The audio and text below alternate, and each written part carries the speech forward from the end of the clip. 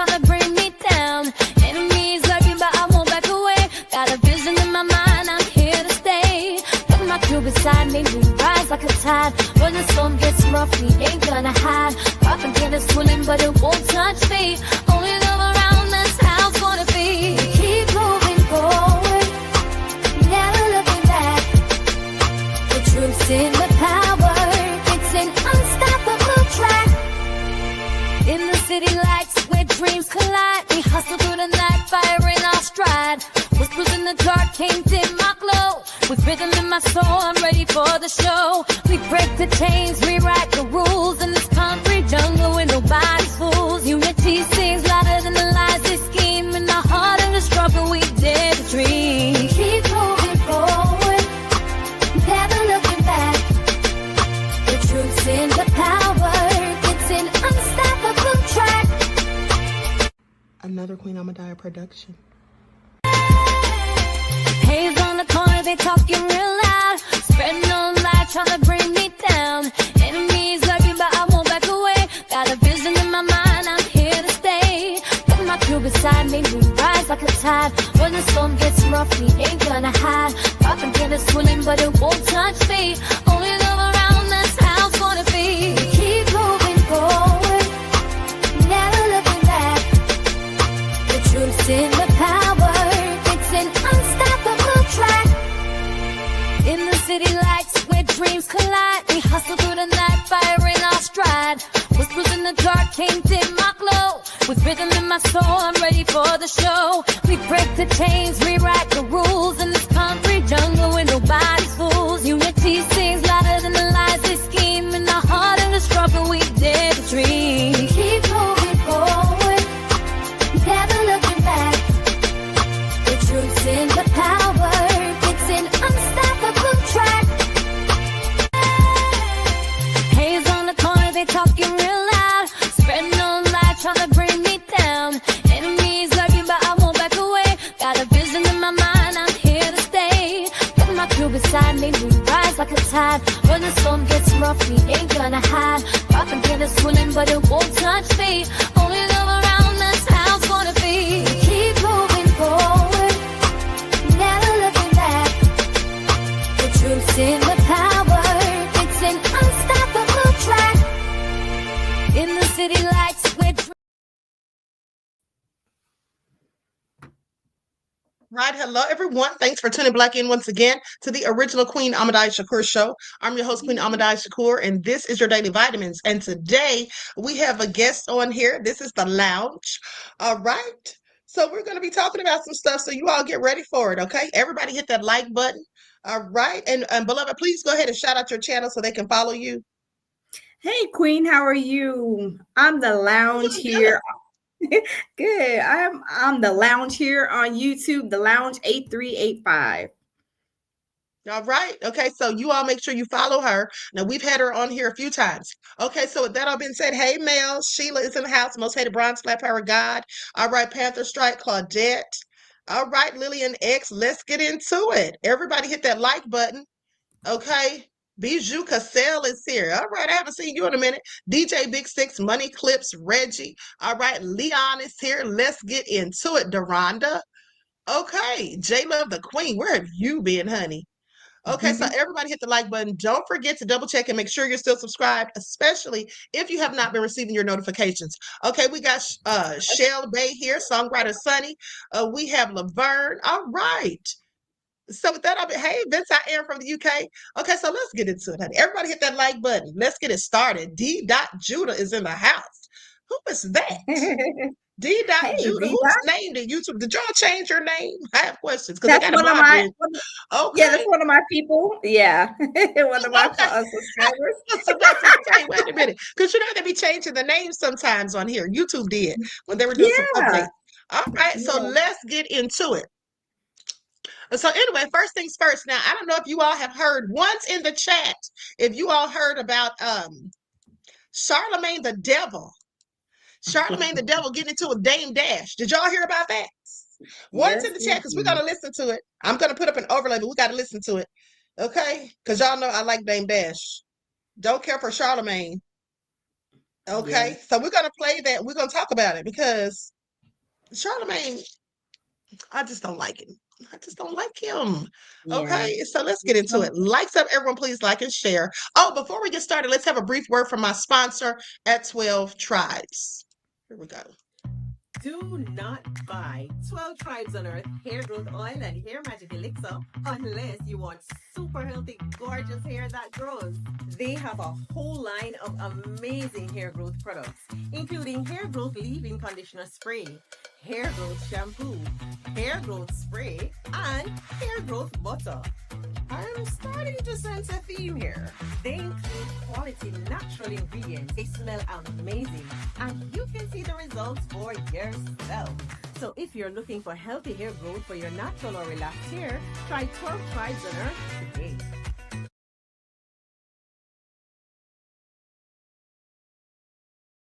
Okay, so don't forget you can purchase 12 Tribes hair oil at Etsy.com. Just look for Lisa Crafts, and you can also find it at Walmart.com. And don't forget that she sells a beard oil for men. Okay, so with that all being said, let's get into it. I'm going to go ahead and pull my chat up on here real quick. Okay, I'm going to share the screen. Oops, I didn't mean to do that. Here we go.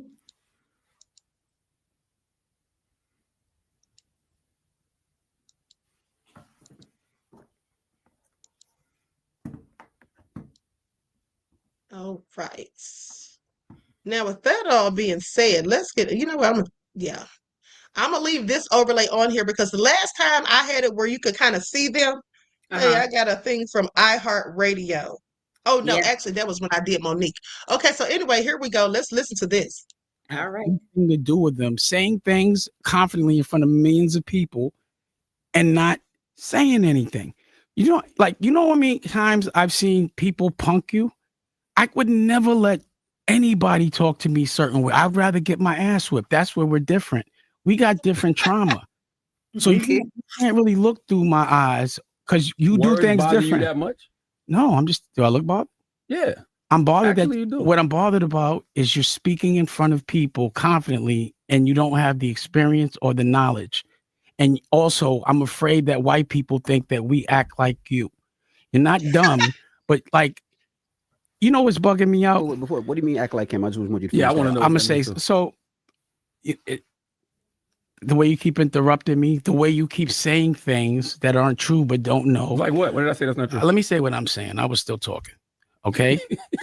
So, because when y'all do that, I forget what I'm gonna say because I be like that. But you're not saying shit. No, you don't think. Of course, you don't think that. I think you're gay.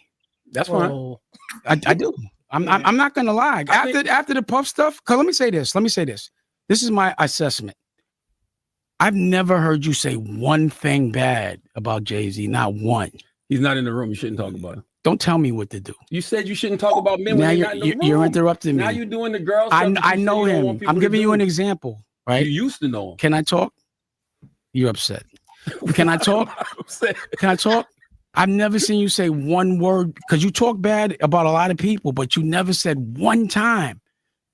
And you walk around with his face on your chest. Is that a airplane shirt right now? Paper planes, yeah. I wore CEO stuff. Can I finish? No, I never seen it. Let me finish. What you mean? Let me see.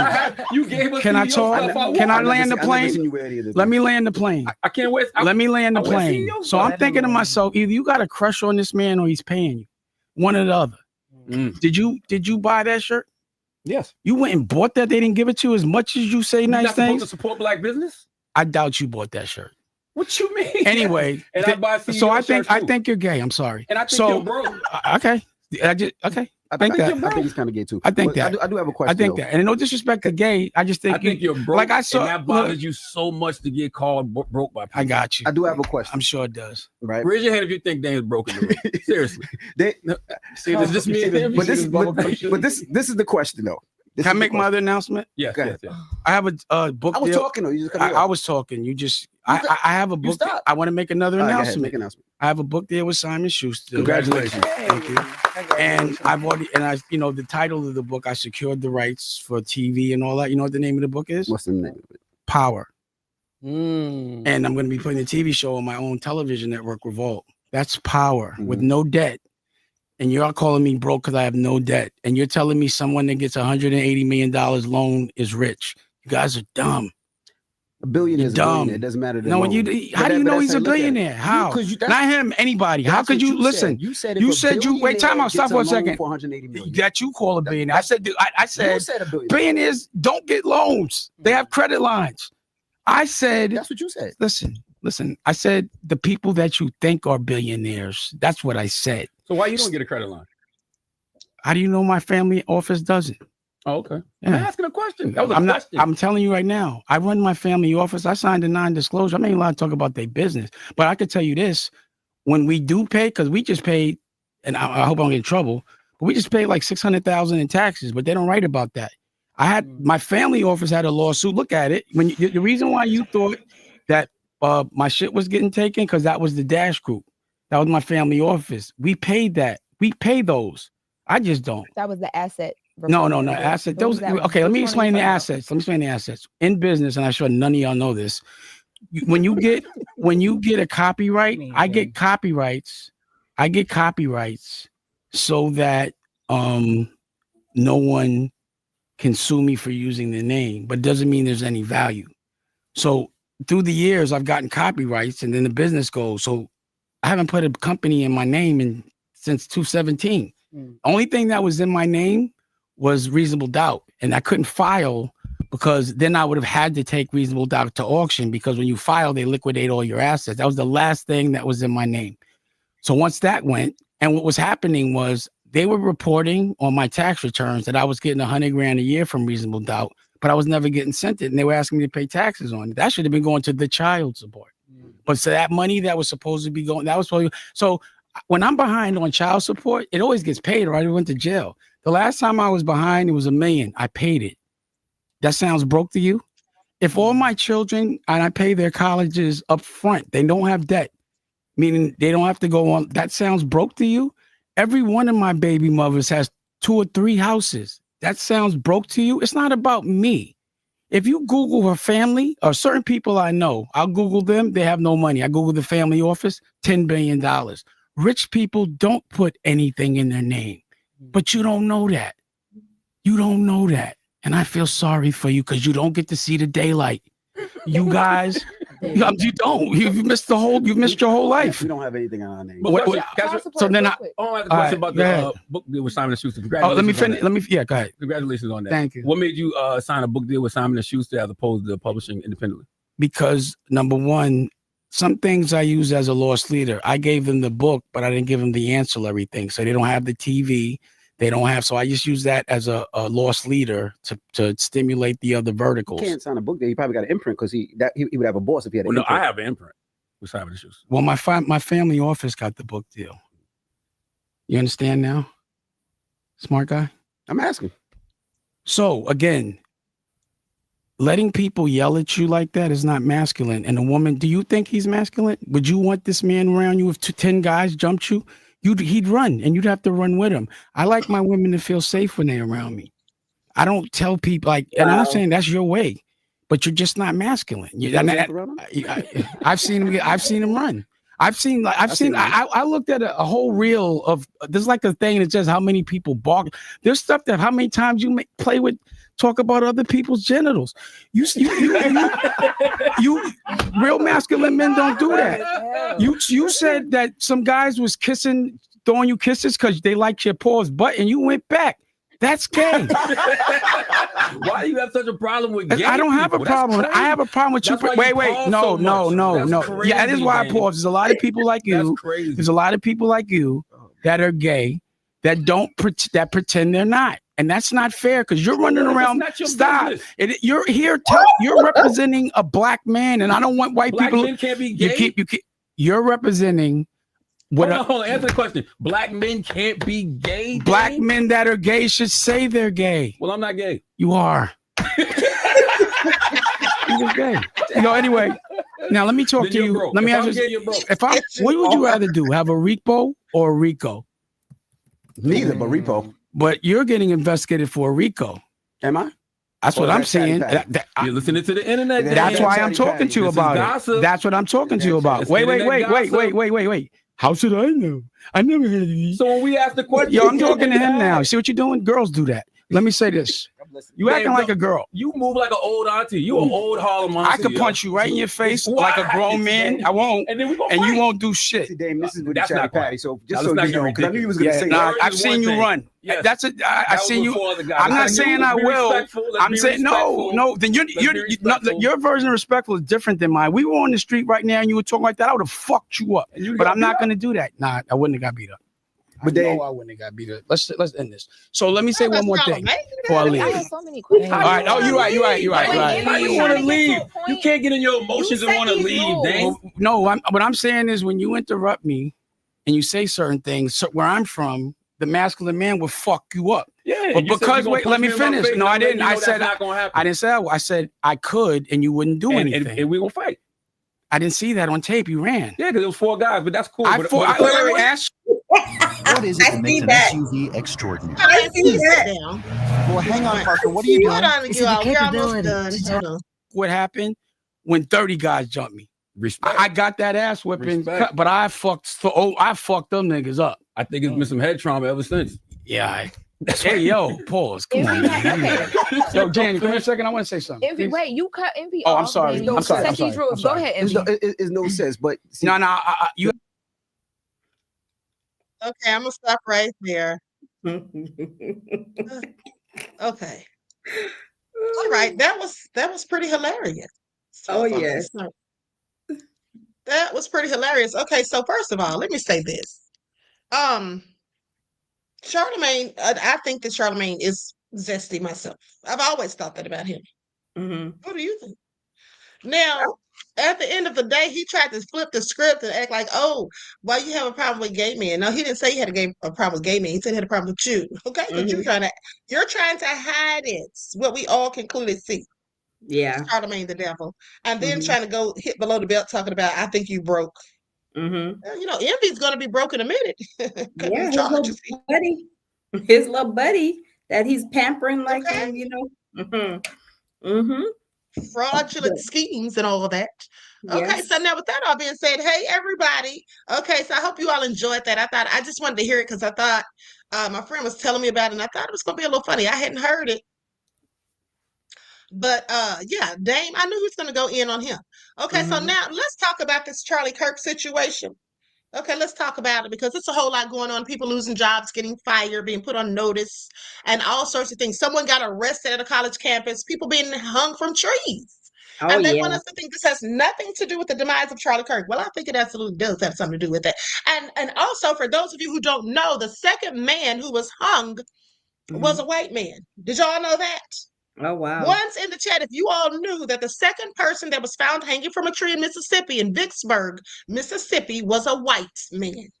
Oh, Now, let me wow. tell y'all something. I don't ever recall in my life of hearing of a white man being hung from a tree. Now, with that being said, you know what I think actually happened to him? And here's the thing that I also noticed. They didn't report that the white man's death was an suicide. Uh-huh. Uh-huh. But They the didn't say he did it to himself. Every time a black man is found hanging from a tree, it's always an suicide. No reason to suspect foul play. Even though the investigation's not done, you've collected no crime scene evidence. The police just show up on the scene and immediately case solved. Yeah, please miss me with it. They didn't say that about the white guy, though. I read several articles just to be sure, and they never said that he did it himself. All they kept saying was, well, this doesn't have anything to do with the Delta State University hanging. That's all they said.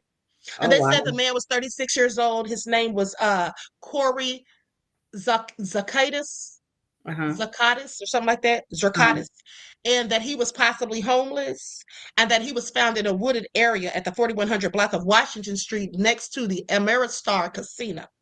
Wow. That's all they said.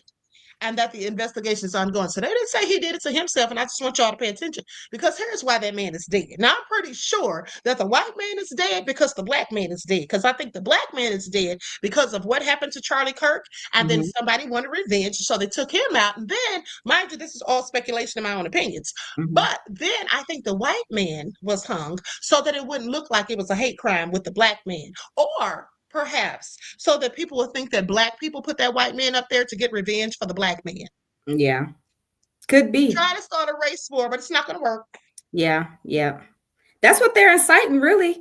That's is what they're inciting, but they have to realize that, there's like, a white America, to the left, and there's a white America to the right, and these Hmm. people don't realize that, I mean, I've seen a lot of videos with white men, white women coming forward, kind of on behalf of other races, saying that, what the people, the white America to the right is doing is just not It's right. wrong. Mm-hmm. It's wrong because here's the Yep. thing. Here's what's going on here. Thank you, beloved. Somebody said, Queen, be careful. They just shut somebody's channel down saying stuff like this. Oh, we'll be careful, beloved. Thank you. Okay, but here's the thing. At the end of the day, um, I feel like the right is pushing for violence. Mm-hmm. Let me show you what I'm talking about. Let me show you what I'm talking about because this is just all crazy to me. Like at the end of the day, the president of the United States, when something like this happens, you would expect that the president would do what Barack Obama did, for example. He loves to talk trash about Barack Obama. And in fact, Megyn Kelly, I can't stand her, but let me tell you what she said the other day. The other day, Megyn Kelly said that with a situation like this, I think she was basically referencing the whole thing with Charlie Kirk. She said something along the lines of that basically, if it were she said she'll be glad when it's like over, basically, so America can get back, we can get back to ourselves. And then she said we haven't been ourselves since Obama was in office. And I'm like, what is that supposed to mean? What does she mean? Speak for yourself, first of all. That's number one. But then she said when Obama was in office, anytime something like this happened, he used it to try to spark racial tensions. Now that's not the phrase she used, but I'm paraphrasing, but she said something along those lines. But that's not even true. That is No. not even true because when those people got killed down there in Charleston with Dylan Roof, Barack came out and he said this is a time for unity. He called for unity, gave condolences and whatnot or whatever. He didn't do anything to spark racial tensions. So she was just lying, and that's what the right does. A whole lot of lying, specifically Fox News. Okay, if I'm just being honest, specifically Fox News. So and here's the thing: I don't think that Charlie Kirk should have gotten shot for his opinions and beliefs or whatever, because that's freedom of speech. In my opinion, you're not saying anything that's like dangerous. You're not trying to invoke violence, making threats. I think you should be able to pretty much say what you want, even if I don't like what you're saying. I don't think that, you should not be able to say what you want to say within reason. But and if I did say that Charlie shouldn't have been able to say what he had to say, then I would be a hypocrite. But like I told people the other day, I think that he should have been able to express his racist views because at the end of the day, I'm quite sure there's people who have people who look like me, and myself included, who have quite a few things that I could say about him. And in fact, I do. Okay, when I'm not on live. But with that all being said, I think it's really nonsensical that all these people are getting fired for voicing their opinions on social media. Now, how do you feel about that? Because here's the thing. I don't think that if you didn't like a person and you didn't care for a person and you express that online, that should be your prerogative. You know what I'm saying? That should be your prerogative. And here's the thing. Well, go ahead. I'm gonna let you say how you feel about that, and then careful how you choose your words, honey. Yeah. I mean, look at Charlie Clark. He was spewing and saying what he wanted, what he believed in, and people are saying what they want and what they believed in and their opinions of the situation in general. So it's kind of like, I explained, like it's somebody like feeding people a pot of spaghetti, and some people saying they like it and some people saying that they don't.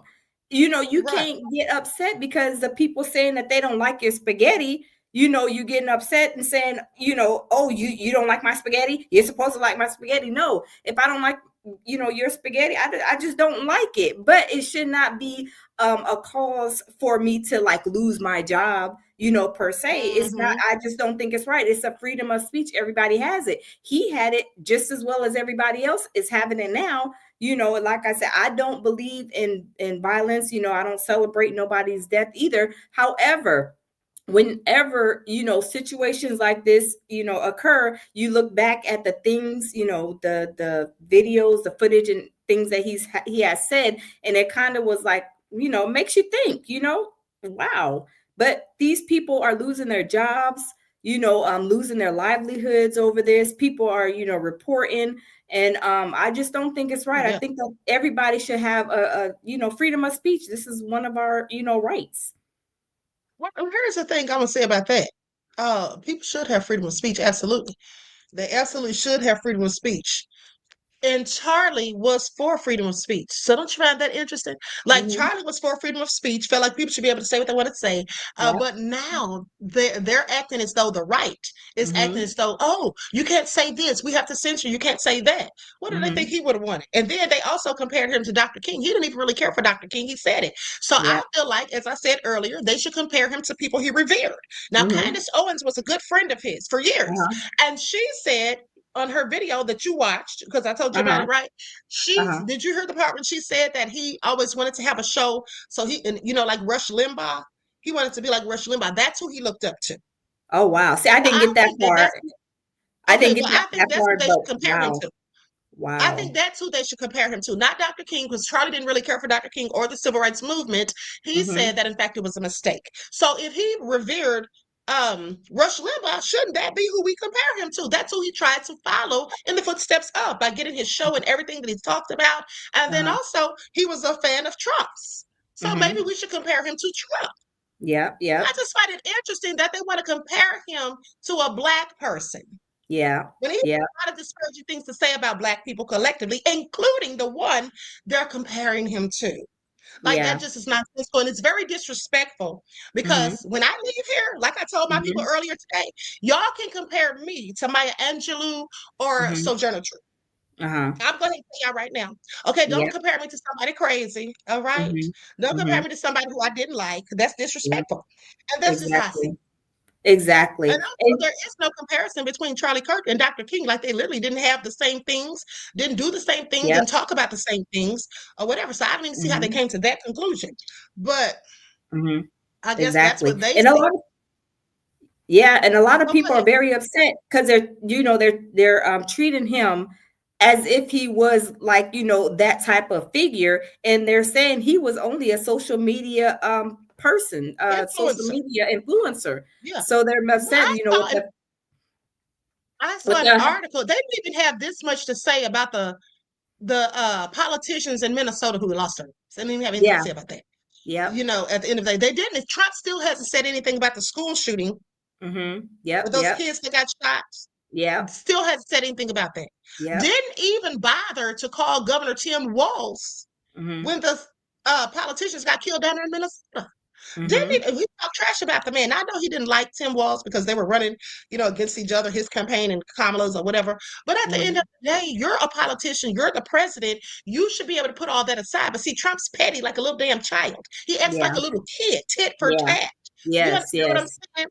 He doesn't act like a grown man who's running the most powerful office in this country. He just doesn't act like that to me. And so then and then here's the thing. I'm going to go to this video of JD Vance because here's what I noticed. All of these people trying to censor people and tell people they can get fired and what you should or shouldn't say. I find it interesting that nobody is calling out the right for the hate speech that they're putting out. How we had Jesse Waters on Fox the other day talking about avenging Charlie's death, and then talking about he was talking about they've declared war on us and all this crazy stuff. Then you had Elon Musk. Did you hear what Elon said? No, I didn't hear what he said. Okay, so let me go to that first, and then we'll go to what JD Vance said, because all of this stuff is crazy and nobody's calling them out. And then you had a group of white men talking about fight, white men fight. But what are the white men fighting for? Because nobody's oppressing them. They're not subjugated. So what are they talking about fight for? They do fight. Didn't they go to the Capitol for the insurrection? When things don't go their way, they always fight. So what are they talking about? Or are they saying fight now that Charlie's dead? And if you're going to fight, who are you going to fight? Because the killer of Charlie is in jail. And when his wife was talking, and when many of the people on the right are talking about Charlie's death and him being taken out of here, they keep talking about a they. They're not going to do Mhm. this. They don't know what they did. They this and they that. Who the hell is they? Because Tyler Yeah. Robinson, last I checked, was one person and he's locked up. So there's no Mhm. need to be trying to do anything to him or anybody Mhm. else because the perpetrator is in jail, right? Yeah. And Yeah. is facing the death penalty, which we'll talk about that in a minute. Yeah. I just find it all interesting. Yeah, it is. It is. This is like, I mean, really has came to like like the house has been really divided, and it's just really, really getting really out of hand. To me, it's crazy. You know, it's not really so crazy to me. Let me say this. I'm gonna go to this JD thing. I wanted Uh-huh. to answer Al Rich's question. Said, why are Black people being attacked about Charlie Kirk? Well, I'm so glad you asked, beloved. Now, I Mhm. did say this a few days ago, so I'll say it again for those who missed it. The Mhm. reason Black people are being attacked about it is because that's what's always happened in this country. This country has a history of demonizing and vilifying Black folk when something Mhm. happens to one of their folk that they revere. Mhm. Even if we had nothing to do with it, and it was in fact one of them, which it Mhm. usually is one of them, because they Mhm. love to talk about Black on Black crime, but they don't want to talk about white on white crime, and that's what his murder was. So the Mhm. thing is, if you think about the Rosewood massacre, for example, the white woman who was beaten and all of that stuff because she was cheating on her husband with this other man who was also white, but Uh-huh. then when he put the bruises on her and then people Mhm. heard her screaming or whatever, she lied Mhm. and said it was a Black man. And so Uh-huh. then they pillaged the town, lynching Black people, destroying their property and all of that. Now the same thing happened in Detroit, Chicago, Atlanta, as well as Tulsa. So I want Uh-huh. you all to pay attention that when they had the race riots, it was usually due to envy, hate, and jealousy because they were upset because Black people so shortly after slavery were making all of this money, having Black-owned businesses, and they were able to be Mhm. successful in doing so because they, Mhm. in fact, had Black customers supporting them.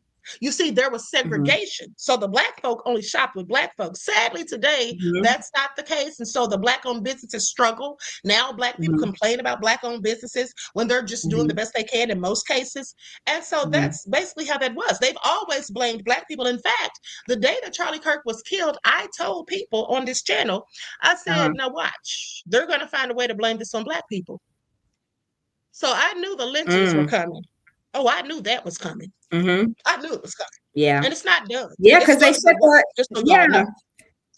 Yeah, the HBCUs, I mean, they put them on lock like immediately. And I'm like, what does the HBCUs have to do with all of this, with Utah, with him being, shot, killed, assassinated, murder, however, want to call it. But Mhm. what does the HBCUs have to do with that? It was just, it's a lot going on. It's a lot Yeah, going it's a on. lot, honey. Mama Justin said, you called it, Queen. You said it. Thank you, beloved. Mhm. Yeah, because I know how they get down. Yeah. I'm used to them by now. Okay, so now Mhm. let's go to this video of JD Vance. And I don't know where that video I had of Elon Musk is, but let's Mhm. talk about JD Vance because he was doing the same thing. Because Elon was basically saying the other day, Mhm. that he was saying something similar to what Jesse said. I think he said something about they declared war and are we going to fight or whatever. Oh, he said fight back Oh or die. wow. So who's Oh wow, fighting? I didn't see that. Musk? Who's fighting you all that you need to fight back or die? See, this is the thing. They're trying to invoke a civil war, in my opinion. That's what it sounds like. Mhm. All this talk Uh-huh. about get back, revenge, retaliation, avenging, Mhm. fight back. You don't know what you've Mhm. unleashed. It all sounds Mhm. problematic to me. So yeah, it looks like they're trying to start something, but don't try to start Mhm. nothing with Black folk because we didn't have a damn thing to do with Charlie Yeah. Kirk's death. Okay, that's Yeah. what we didn't have. And don't get mad because I'm not crying over him because he didn't Mhm. want empathy, because he didn't believe in it. And Yeah. that's fair. I'm respecting his wishes, unlike some of those on the right who are trying to force their opinions and beliefs on others, whom Mhm. Charlie didn't even do that to. Okay, so Mhm. that's all I'm saying. Now, Mhm. let me show this, play this clip because here's what JD had to say, honey. And I was like, is this for real? Or is this Mhm. AI? Oh, I got to see There this. is I no haven't seen unity this. with people who scream at children over their parents' politics. There is no unity with someone who lies about what Charlie Kirk said in order to excuse his murder. There is no unity with someone who harasses an innocent family the day after the father of that family lost a dear friend. There is no unity with the people who celebrate Charlie Kirk's assassination. And there is no unity with the people who fund these articles, who pay the salaries of these terrorist sympathizers, who argue that Charlie Kirk, a loving husband and father, deserved a shot to the neck because he spoke words with which they disagree. Did you know that the George Soros Open Society Foundation and the Ford Foundation, the groups who funded that disgusting article justifying Charlie's death, do you know they benefit from generous tax treatment? They are literally subsidized by you and me, the American taxpayer. And how do they reward us? By setting fire to the house built by the American family over 250 years. I am desperate for our country to be united in condemnation of the actions and the ideas that killed my friend. I want it so badly that I will tell you a difficult truth. We can only have it with people who acknowledge that political violence is unacceptable, and when we work to dismantle the institutions that promote violence and terrorism in our own country. Political violence? Uh-oh, can't hear you.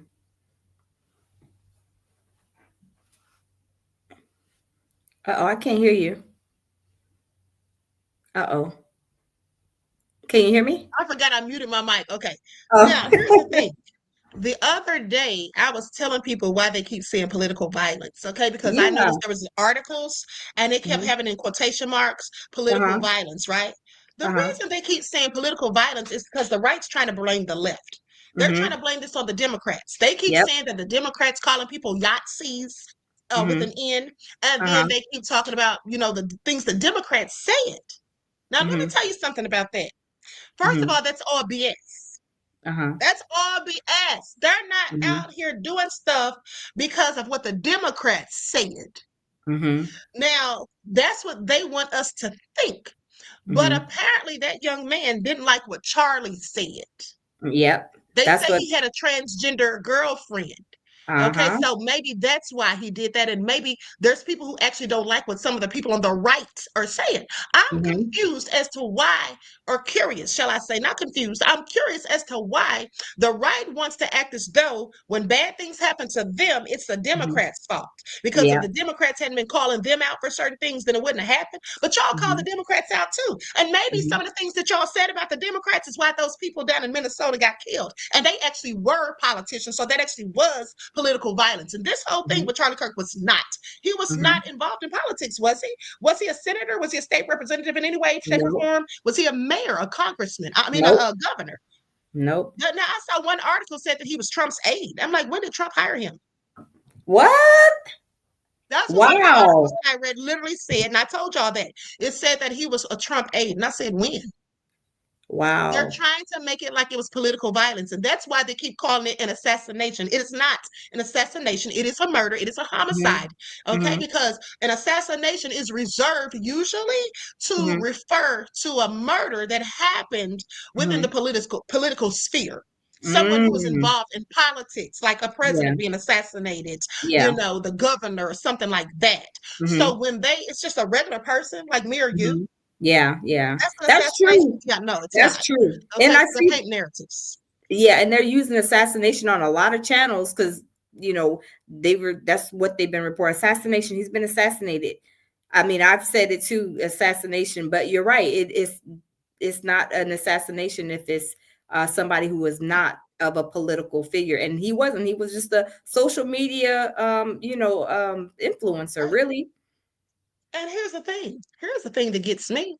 Now, at the end of the day, the fact that some people are crying over Charlie Kirk, even people who look like me, I don't have a problem with any of that. Because like I said, I told my people the other day, I expect some Black people to feel that way because Black people, I have told them this many a times, Black people are the most humane, the most considerate, the most accepting, and the Yeah. most forgiving people on this planet.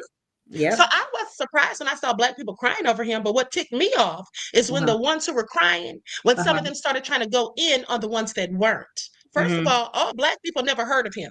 Yeah, Some I people never. have never heard of him Yep. until he got shot. Somebody literally told me that today. They never heard of this man until he got shot, right? Yeah, me too. Yep. So with that all being said, the thing is, if you want to cry for him, that's fine. Don't get mad at me because I don't. Yeah. I don't And that's know your what happened choice. to him, but I don't That's even cry about it either. Exactly, exactly. Just like what people are, I don't believe in people celebrate nobody's death, but if people want to turn their music on, dance, and celebrate, that's their That's on them. business. That's Yeah, it. that's their I'm not freedom. going to be around here on Mm-hmm. social media trying to find their videos to report them or try to figure Yeah. out where they work so I can get them fired. Who does Mm-hmm. so? So if you do all that, you got too much Mm-hmm. time on your hands. Way too Okay, much. that's just crazy. And Yeah. and here's the thing. You're doing all that and you're trying to hinder somebody's freedom of speech, but yet you probably think at the same time you're doing that you should Mm-hmm. have free speech. Isn't that what they Yeah. say? Yes, Free it's will is like done, the and it's pot. called selective outrage. Yes, the pot calling the kettle black. It's like you can say something. I can say something, but you better not say something. What's up, babe? That's how that goes. And here's the thing. There was the young lady that me and you talked about earlier who got That's what she. arrested in Texas for mocking Yeah. Charlie, right? Yep. How come Yep. nobody ever got arrested for mocking George Floyd? Yep. That's what they talked about too. That's Yep. a Trumpster. You see, he has his knee on that man's neck or his back. Mm-hmm. Yep. There was plenty of videos like that. Plenty of Oh them. yeah. Oh yeah. Nobody said a word, but also here's another thing too. And did they fly the flag half staff when George Floyd passed away? Yeah, right. That's what I'm saying. I'm just saying. Yeah, it's a lot. And then how about the gun that George Zimmerman, who didn't go to prison, Mm-hmm. nobody complained about him not getting found guilty, For but George Trayvon. Zimmerman, also the gun that he used to kill Trayvon Martin with, it made $250,000 when he sold it. Do you remember that? Mm-mm. I didn't He capture that. sold that gun, huh? I didn't hear about that. Wow. There it is right there. The gun, hold on, this is a pop-up. The Uh-huh. gun that he used Mm-hmm. to kill Trayvon Martin, there it is right there. Oh wow. $250,000. Yeah. Wow. So it's all just selective outrage. So what I'm saying is this: don't ever in your life, okay, and I'm Mm-hmm. talking to anybody who feels this way that I should be crying. Don't ever in your life think that I'm gonna have more empathy and sympathy for somebody who didn't even really care for people who look like me than I Mm-hmm. have for my own people. That's never gonna happen. Yeah. Yeah. It's not gonna Yeah. happen. If y'all are sitting up here talking so greasy about George Floyd when that man died, here's the thing: they Mm-hmm. sat there and said that George Floyd didn't die from the knee on his neck. They said he died from an overdose. Isn't that what they said? Wow. They They said he sure was on did. illegal substances. Yes. They Yes. said Yes. he I was on remember. illegal substances. Yes. Okay, they said he was on Yes. illegal substances. Now, whether he was on illegal Mm-hmm. substances or not, the bottom line is that man had his knee on his neck for almost 10 minutes. Yep. That's why he is dead. And then Mm-hmm. Charlie would try to argue that point with people. Charlie, I literally saw a video of him debating someone as if that weren't factual. If it weren't factual, why the hell is Derek Chauvin sitting in prison, sentenced to Mm-hmm. 22 years? Mm-hmm. Yep. Because Yep. that's what happened. He killed him. Okay, Mm-hmm. he killed him by kneeling on him for that length of time. And everybody knows it. Now, some people who just want to deny the truth, that's another thing I have a problem with.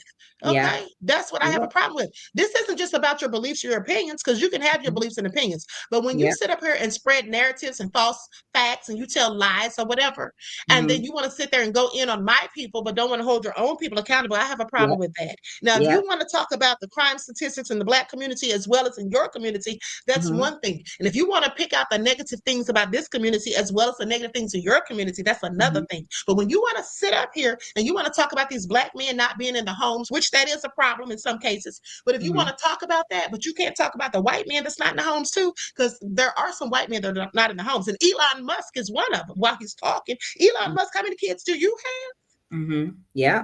Wasn't he just Yeah. denying one of his baby mamas a few months ago?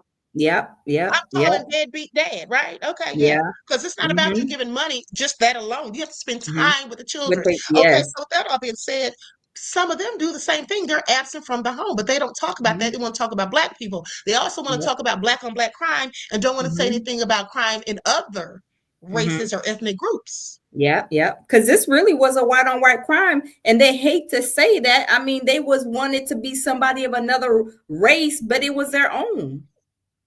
I think they definitely wanted it. The governor of Utah even said it. I was hoping it wasn't one of us. I was hoping it was somebody from another Yep. state. It hurt him that it was somebody from there and somebody who Yep. looked like him. I'm pretty sure that did. But here's the thing, though.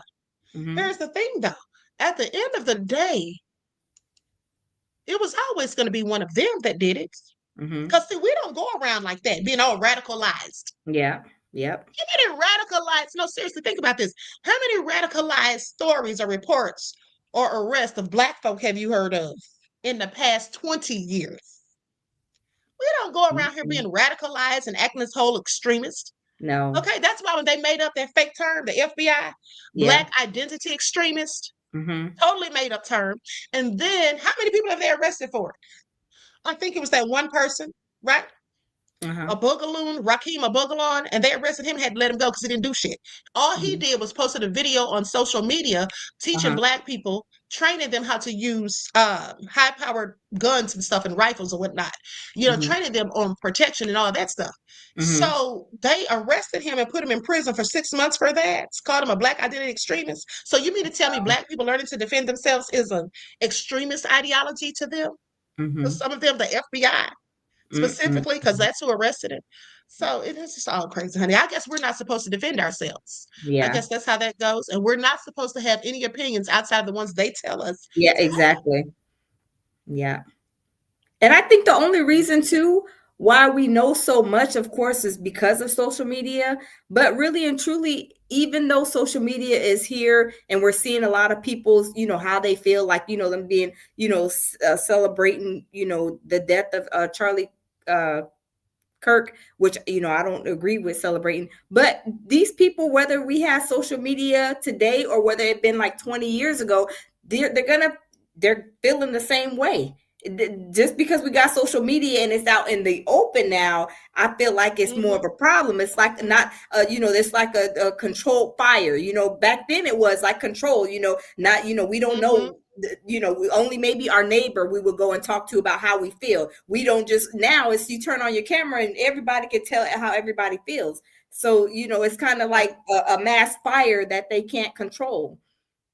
And also, these people that are getting fired from their jobs, they're really not that smart to me, because you shouldn't have had your job on your social media in the first place. Exactly. I remember somebody tried to bait me into doing that. I got into it with this dude real bad. We got into it on Facebook. Oh wow. And then we got into it. And so then he was like, he came on my channel the next day and he was like, "Oh, you don't even post the college that you teach at." I just had on there, "I'm a professor." And he was like, "You don't even post the college you teach at." And I said, "Yeah, and I'm not going to." Wow. Why you think I want you to know where I work at? Get the F out of here. Wow. Yeah, people got to be careful. Yeah, people who look like me. But at the end of the day, first of all, even if you weren't going to try to call and get me fired or anything, which you couldn't anyway, because trust me, you couldn't. But the bottom line is, I don't want people all up in my business. Yep, exactly. So I don't put all my business on social media. You don't see me posting all my business. You don't see me coming on here voicing grievances about things that's going on in my personal life. I don't even understand to this day why people do that. That's the dumbest thing to me. Nobody really cares about your problems on social media. The only thing people care about is juicy gossip. Now you come on here and cry and say, "Oh, my husband's cheating. Oh, my wife left me. Oh, I can't pay my bills." People are going to sit there, pretend to have empathy and sympathy, but they're going to sit there and talk trash about you. Okay, it's spread your business. That's what that is. Facts. And then use it against you later if you piss them off. Yep. And the worst of the worst. Yes. You can't pay me to come on here and tell my business. So you can miss me. Absolutely not. Look, this business is not for sale at all. Okay. That's right. Now let's get into this, because the killer had a court appearance today, right? So we're going to get to that. But right now we're going to look at this video where they say officials reveal that Tyler Robinson allegedly told his roommate after Charlie Kirk's shooting. The roommate. Police interviewed Robinson's roommate, a biological male who was involved in a romantic relationship with Robinson. The roommate told police that the roommate received messages from Robinson about the shooting, and he did provide those messages to police. On September 10th, 2025, the roommate received a text message from Robinson which said, "Drop what you're doing. Look under my keyboard." The roommate looked under the keyboard and found a note that stated, quote, "I had the opportunity to take out Charlie Kirk, and I'm going to take it." Police found a photograph of this note. The following text exchange then took place. After reading the note, the roommate responded, "What? You're joking, right?" Robinson, I am still okay, my love, but am stuck in Orem for a little while longer yet. Shouldn't be long until I can come home, but I gotta grab my rifle still. To be honest, I had hoped to keep this secret till I died of old age. I am sorry to involve you. Roommate, you weren't the one who did it, right? Robinson, I am. I'm sorry. Roommate, I thought they caught the person. Robinson, no, they grabbed some crazy old dude, then interrogated someone in similar clothing. I had planned to grab my rifle from my drop point shortly after, but most of that side of town got locked down. It's quiet, almost enough to get out, but there's one vehicle lingering. Roommate, why? Robinson, why did I do it? Roommate, yeah. Robinson, I had enough of his hatred. Some hate can't be negotiated out. If I am able to grab my rifle unseen, I will have left no evidence. Going to attempt to retrieve it again. Hopefully they have moved on. I haven't seen anything about them finding it. Roommate, how long have you been planning this? Robinson, a bit over a week, I believe. I can get close to it, but there is a squad car parked right by it. I think they already swept that spot, but I don't want to chance it. Robinson again, I'm wishing I had circled back and grabbed it as soon as I got to my vehicle. I'm worried what my old man would do if I didn't bring back Grandpa's rifle. IDEK if it's had a serial number, but it wouldn't trace to me. I worry about prints. I had to leave it in a bush where I changed outfits. Didn't have the ability or time to bring it with. I might have to abandon it and hope they don't find prints. How the F will I explain losing it to my old man? Only thing I left was the rifle wrapped in a towel. Remember how I was engraving bullets? The F in messages are mostly a big meme. If I see notice bulge UWU on Fox News, I might have a stroke, all right. I'm going to have to leave it. That really effing sucks. Judging from today, I'd say Grandpa's gun does just fine, IDK. I think that was a $2K dollar scope. Wink, wink. Wink, wink. Robinson again, delete this exchange. Again, Robinson, my dad wants photos of the rifle. He says Grandpa wants to know who has what. The feds released a photo of the rifle, and it is very unique. He's calling me, RN, not answering. Robinson, since Trump got into office, my dad has been pretty diehard MAGA. Robinson, I'm going to turn myself in willingly. One of my neighbors here is a deputy for the sheriff. Again, you are all I worry about, love. That came from Robinson. Roommate, I'm much more worried about you.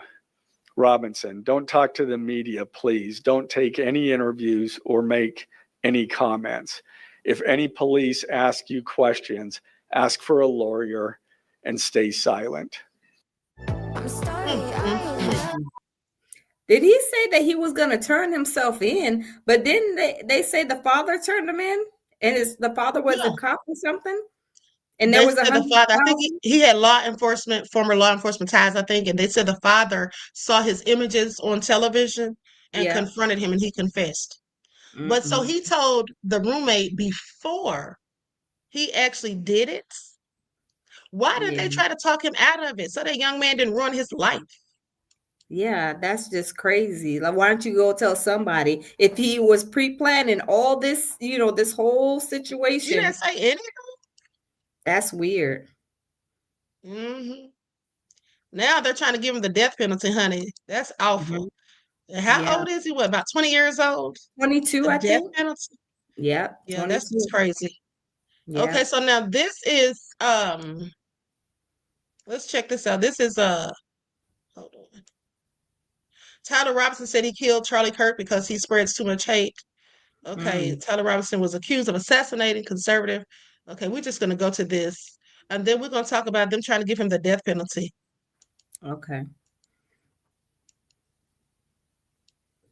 Robinson, charged with aggravated murder, and Utah's district attorney Jeffrey Gray says he will seek the death penalty. We are now learning so many more details from Robinson's mother, his roommate, his text messages, and it's all chilling. Robinson messaging his roommate, with whom he refers to as my love, telling him he used his grandfather's rifle to carry out that shooting that killed Charlie Kirk.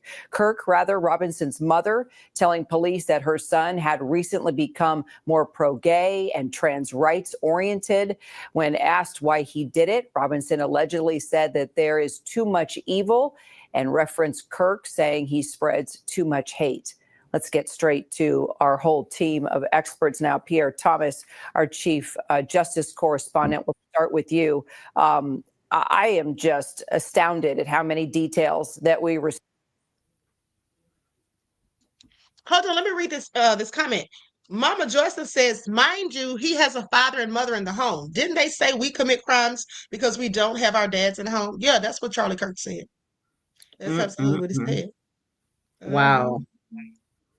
At the end of the day, you can absolutely have both in the home and be a whole terrible person. Received this early on this investigation from the district attorney. So much to talk about, Pierre.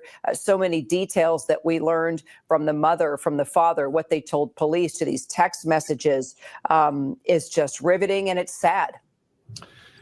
In fact, that's what I just said a few moments ago, Kira, that this press conference was riveting in its sadness, from the way they described the way that Mr. Kirk died, how dangerous it was for the crowd, the fact that the bullet that killed Mr. Kirk whizzed by the head of the person who was asking him the question, how it was close to others, that there were children in the crowd.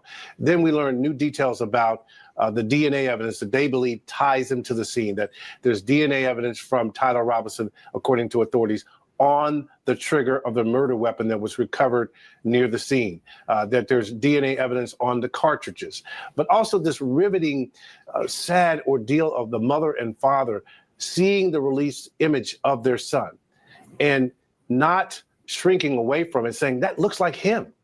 And the mother calls the son and he says, no, I was out sick both today and yesterday. And then she doesn't leave it there. She turns to her husband and said, that looks like our son.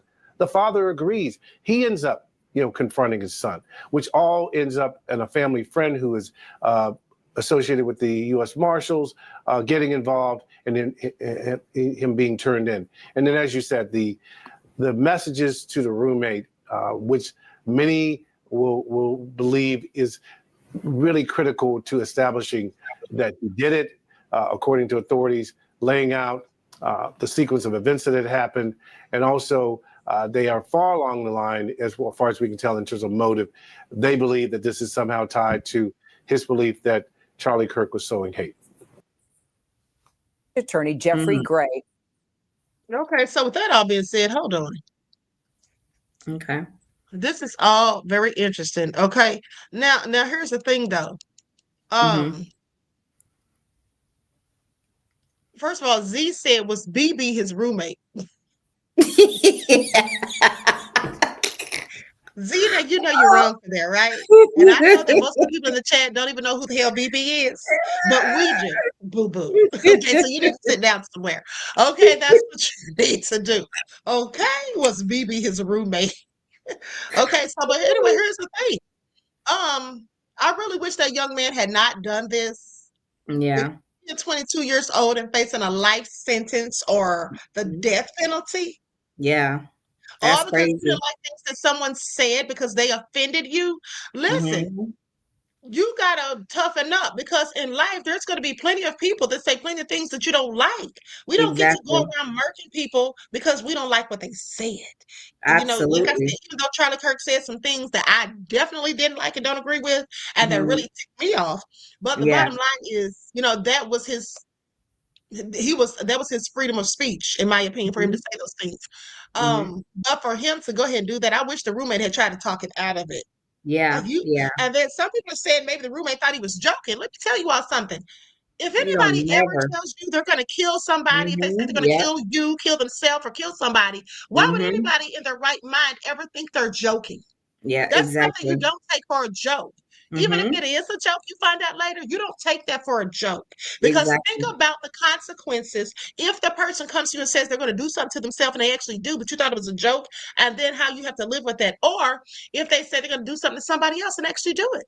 Mm-hmm. Yeah, you Yep. might feel guilty about that for the rest of your life because you feel like, oh, I thought it was a joke. I could have probably Mm-hmm. tried to stop it.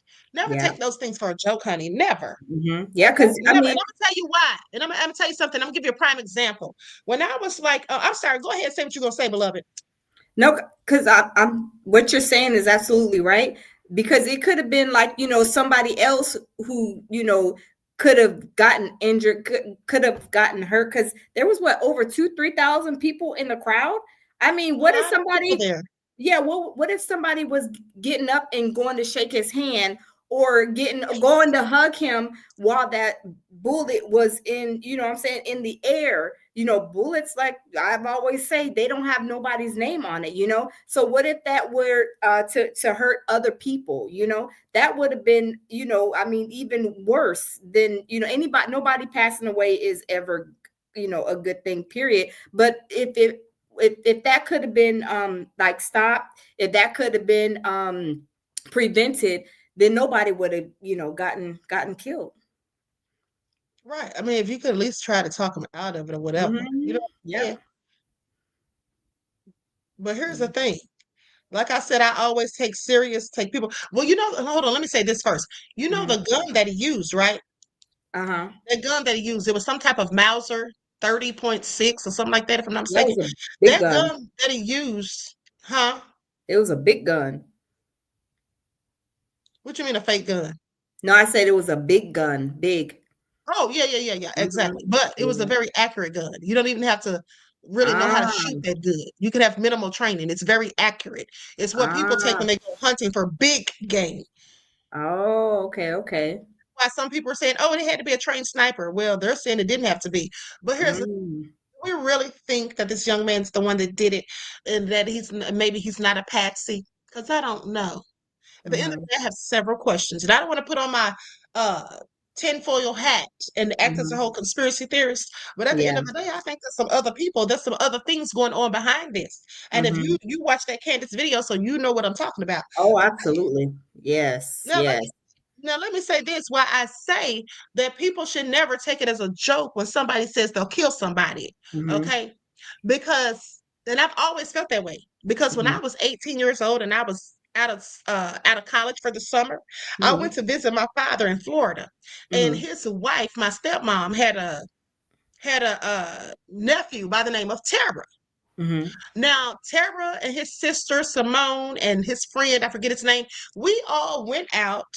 We were all hanging out, just doing things together. We ended up playing Truth or Dare, I think it mhm. was, or What Would You Do?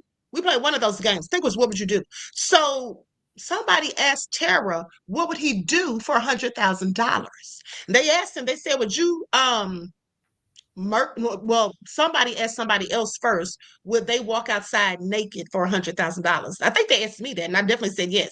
But then for $100,000, so but then back then specifically, but anyway, when wouldn't do it now, but 18 years old, $100,000 in college, yes. Mhm. But now when they asked Tara, they asked him if he would kill somebody for $100,000. You know what he said? Oh, He said for $100,000, he would kill half of Florida. That's what he whoa. said. And I said, wait a minute, that Oh my piqued my goodness. curiosity. Because when he Mhm. said it, I could literally tell he wasn't joking. So I Mm. said to him, I said, you'd kill half of Florida for $100,000. I said, well, how much money would it take for you to kill one person? He said Mhm. about $2,000. That's when I knew he was going to be a killer one day. He was 18, the same age as me at that point. I Oh went my home God. after I left their house and I told my dad, I said, Dad, Tara's going to kill somebody one day. Remember I told you that? And he was Oh. like, why would you say that? And I told him what Tara said. And he was like, oh, he was just playing. I said, no, he wasn't playing. Mhm. Yeah, it People was don't serious. play like that. Not Yeah. people with sense. He's going to Mm-hmm. kill somebody one day. Okay. And I don't want anything else to do with him. Okay. So, with that being said, about a year and a half later, I kid you not, my dad called me and said, Tara just got arrested for killing his girlfriend. Shot Oh her my in the goodness. back of the head. She was Oh, at the park hugged up with some dude. You know,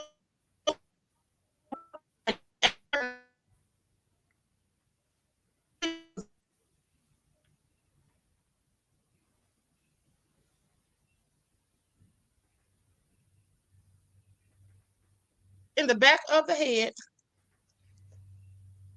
uh-oh.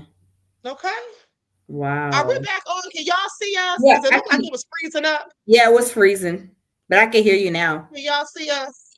Mm-hmm. Yeah, okay, good. So yes, he basically Wow. he basically shot her in the head Mm. because she was hugged up with somebody.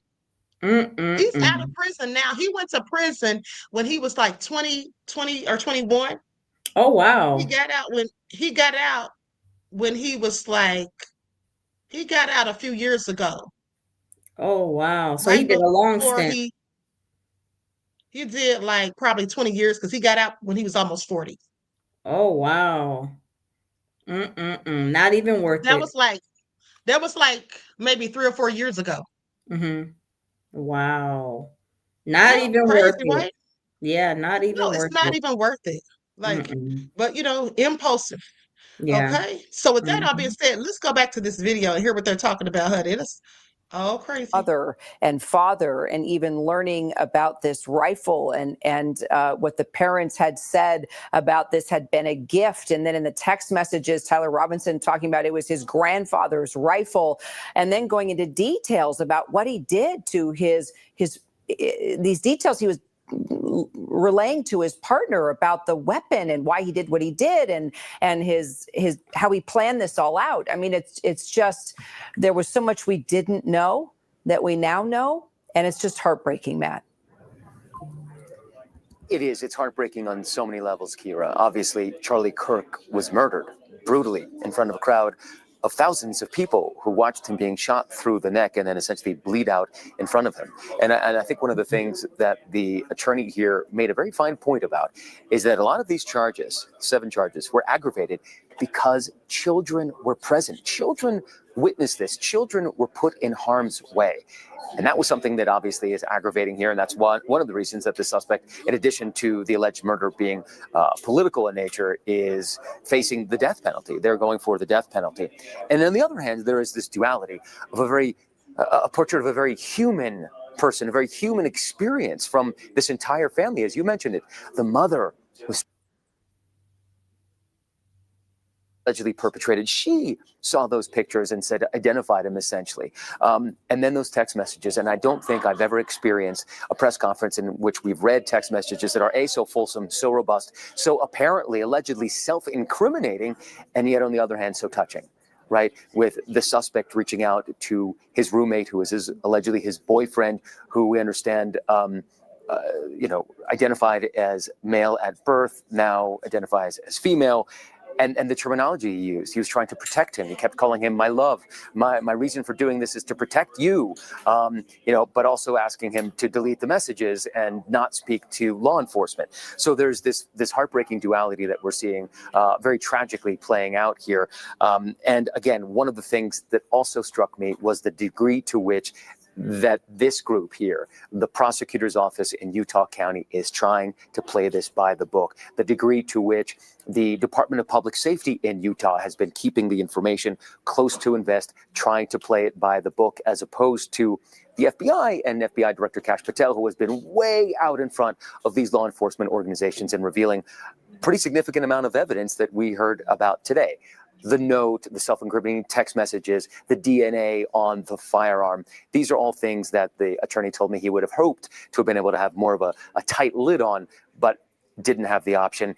His important goal is to make sure that this process goes smoothly and that the suspect here gets a fair trial and is presumed innocent until the jury proves otherwise, if they intend to. Wow. I'm not buying any of it. I'm not Yeah, buying any of because it. He said that it was a gift. Then he said it was a grandfather's weapon. So I'm confused. That right. Said the grandfather recognized it, right? When he saw the pictures. Yeah. I was And like, now it was a gift. it's weird. Story's changing. Yes. Story's changing. Something is not Mhm. right. I'm Yeah. still curious as to how Benjamin Netanyahu posted about it so quickly, like 20 minutes after this It man was happened. killed.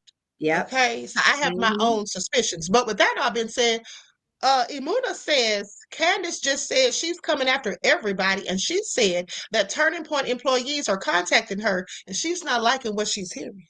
Oh, I Mm. know she's not liking what she's hearing. That's basically what she Mhm. said in the video I was listening to, right? Yes. Yes. She thinks there's some other things going on. And also, did you hear what she said about Benjamin Netanyahu? Yeah. Yeah. BB, as she called him, when she Mhm. said, oops, I just told on y'all in the chat talking about was BB the roommate. But it's interesting. I just told it.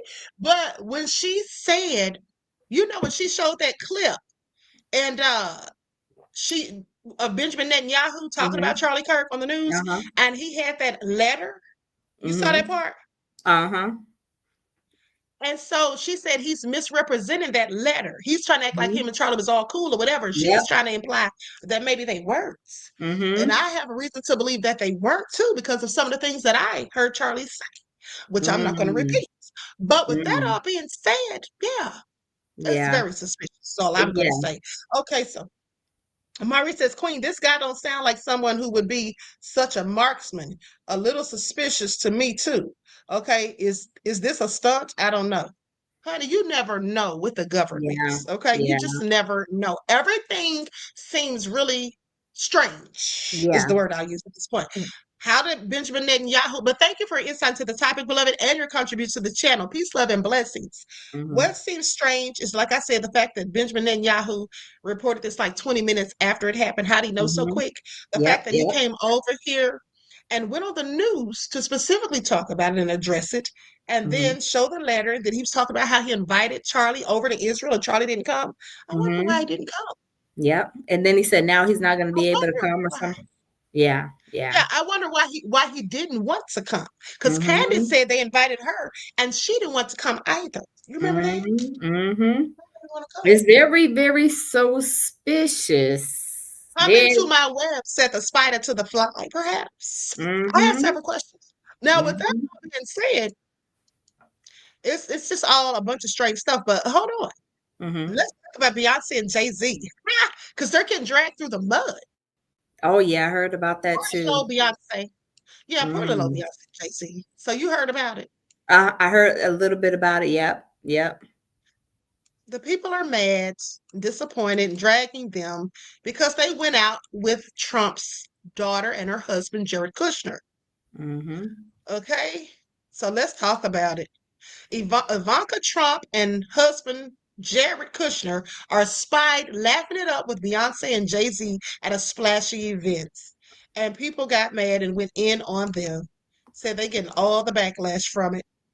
Mm-mm-mm. I mean, I don't know why people are mad. I don't know why. What do we expect from these celebrities? Yeah. It's like really people be expecting something. Black Twitter and the Beehive reacts to post of Beyonce with Ivanka Trump. Okay, so let's get into it. Beyonce was pictured sitting at a table. I'm going to share this on the screen. Mhm. Sometimes I feel like people just find any reason to go in. We don't own these celebrities. I don't know why some people act like we do. I Yeah. don't really care what they do. Okay, so let's say the Beehive is trying to defend their queen bee, after she fell into hot water with Black Twitter on Tuesday for dining with Ivanka Trump this past weekend. So here's what happened. On Saturday, September the 13th, Reform Alliance, a nonprofit criminal justice reform organization co-founded by Jay-Z and Meek Mill, hosted a charity gala in Atlantic City packed with an all-star guest list. However, it's a picture of Beyonce sitting across from Ivanka Trump and her husband, businessman Jared Kushner, that has folks on X talking. Now, in the post, Beyonce is smiling at the Trump eldest daughter, Ivanka Trump, who has her back towards the camera, and this was enough for Black Twitter to share their disappointment. Beyonce was really hanging out with the Trump family the same week his party is trying to incite people to delete leftists. her true colors are showing. All right. Her true Then color. somebody, okay. Then somebody said a lot of folks on Black Twitter took this seating arrangement as a confirmation of Beyonce and Jay-Z's political alignments. Somebody says Beyonce being MAGA is wild. All that campaigning for Kamala was clearly a front. Sitting at the same table with Ivanka Trump and Jared Kushner during this political climate is actually disgusting. Okay, they said Jamie Foxx, Odell Beckham, and Kevin Hart were also there. Okay, and then they say another user posted saying that Beyonce is ruining her legacy by aligning herself with Jay-Z's business ventures. They say I wish B would separate herself from Jay and all his bull-ish. She's gonna tarnish her legacy all behind his camel-looking A. Here's the thing. What makes them so sure that this isn't her business ventures as well? I mean, I do know that Jay-Z's probably, rubbing palms with Trump or whatever, greasing palms with Trump or whatever, because he's trying to get this casino and stuff. But the bottom line is, you don't think Beyonce's down with it? Like, they're acting like Jay-Z's convincing her. You understand? Like, Jay-Z's putting it in her mind. Yeah. That's what people do when they don't want to accept the truth. Yeah, that's true. Okay? That's what that is. True. Because here's the thing. It's just like when the right realized that the person who shot Charlie Kirk was a Caucasian white male who was whose whole family identifies as Republicans and MAGA. Then they started saying, "Oh, he was radicalized." They started posting on social media that he was radicalized by his trans partner. Wow! How do they know that? How do they even know that person's radical? And then in the next breath, they say that this person was cooperating with the police. Yeah. So if the person is cooperating with the police, what makes you think that they radicalized him? That's not what that sounds like to me. It sounds like they just want to have something to blame on the trans community, because that's what they've been going in, talk about trans mass shootings or whatever. Trans are literally like 1% of the population, right? But how many mass shootings have they actually committed? I mean, all I know of is one that was just happened recently that I know of. The one down there in Memphis, there was two that I know of.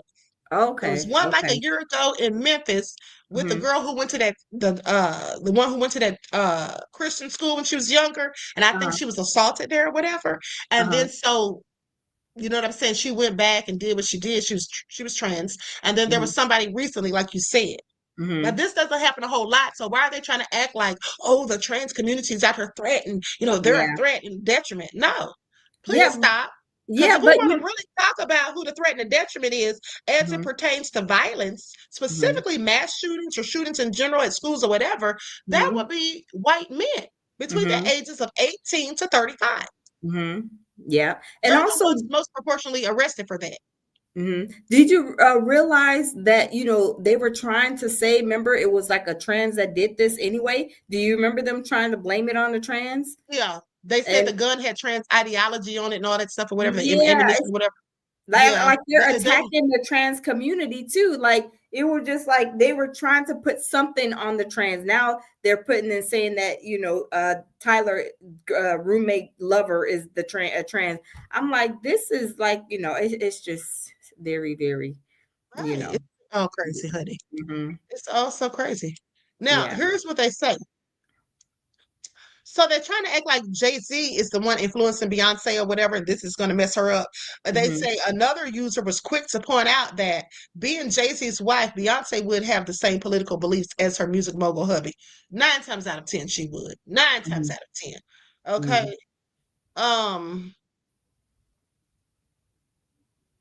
Yeah, I absolutely believe that. Now, in response to the backlash, the Beehive went on X to defend Beyonce by saying that she had no decision on which table she was seated. Wait a minute. Wasn't that their event? I don't know whose event it was. Jay-Z and Beyonce? This is their nonprofit organization, right? Yeah, Jay-Z co-founded.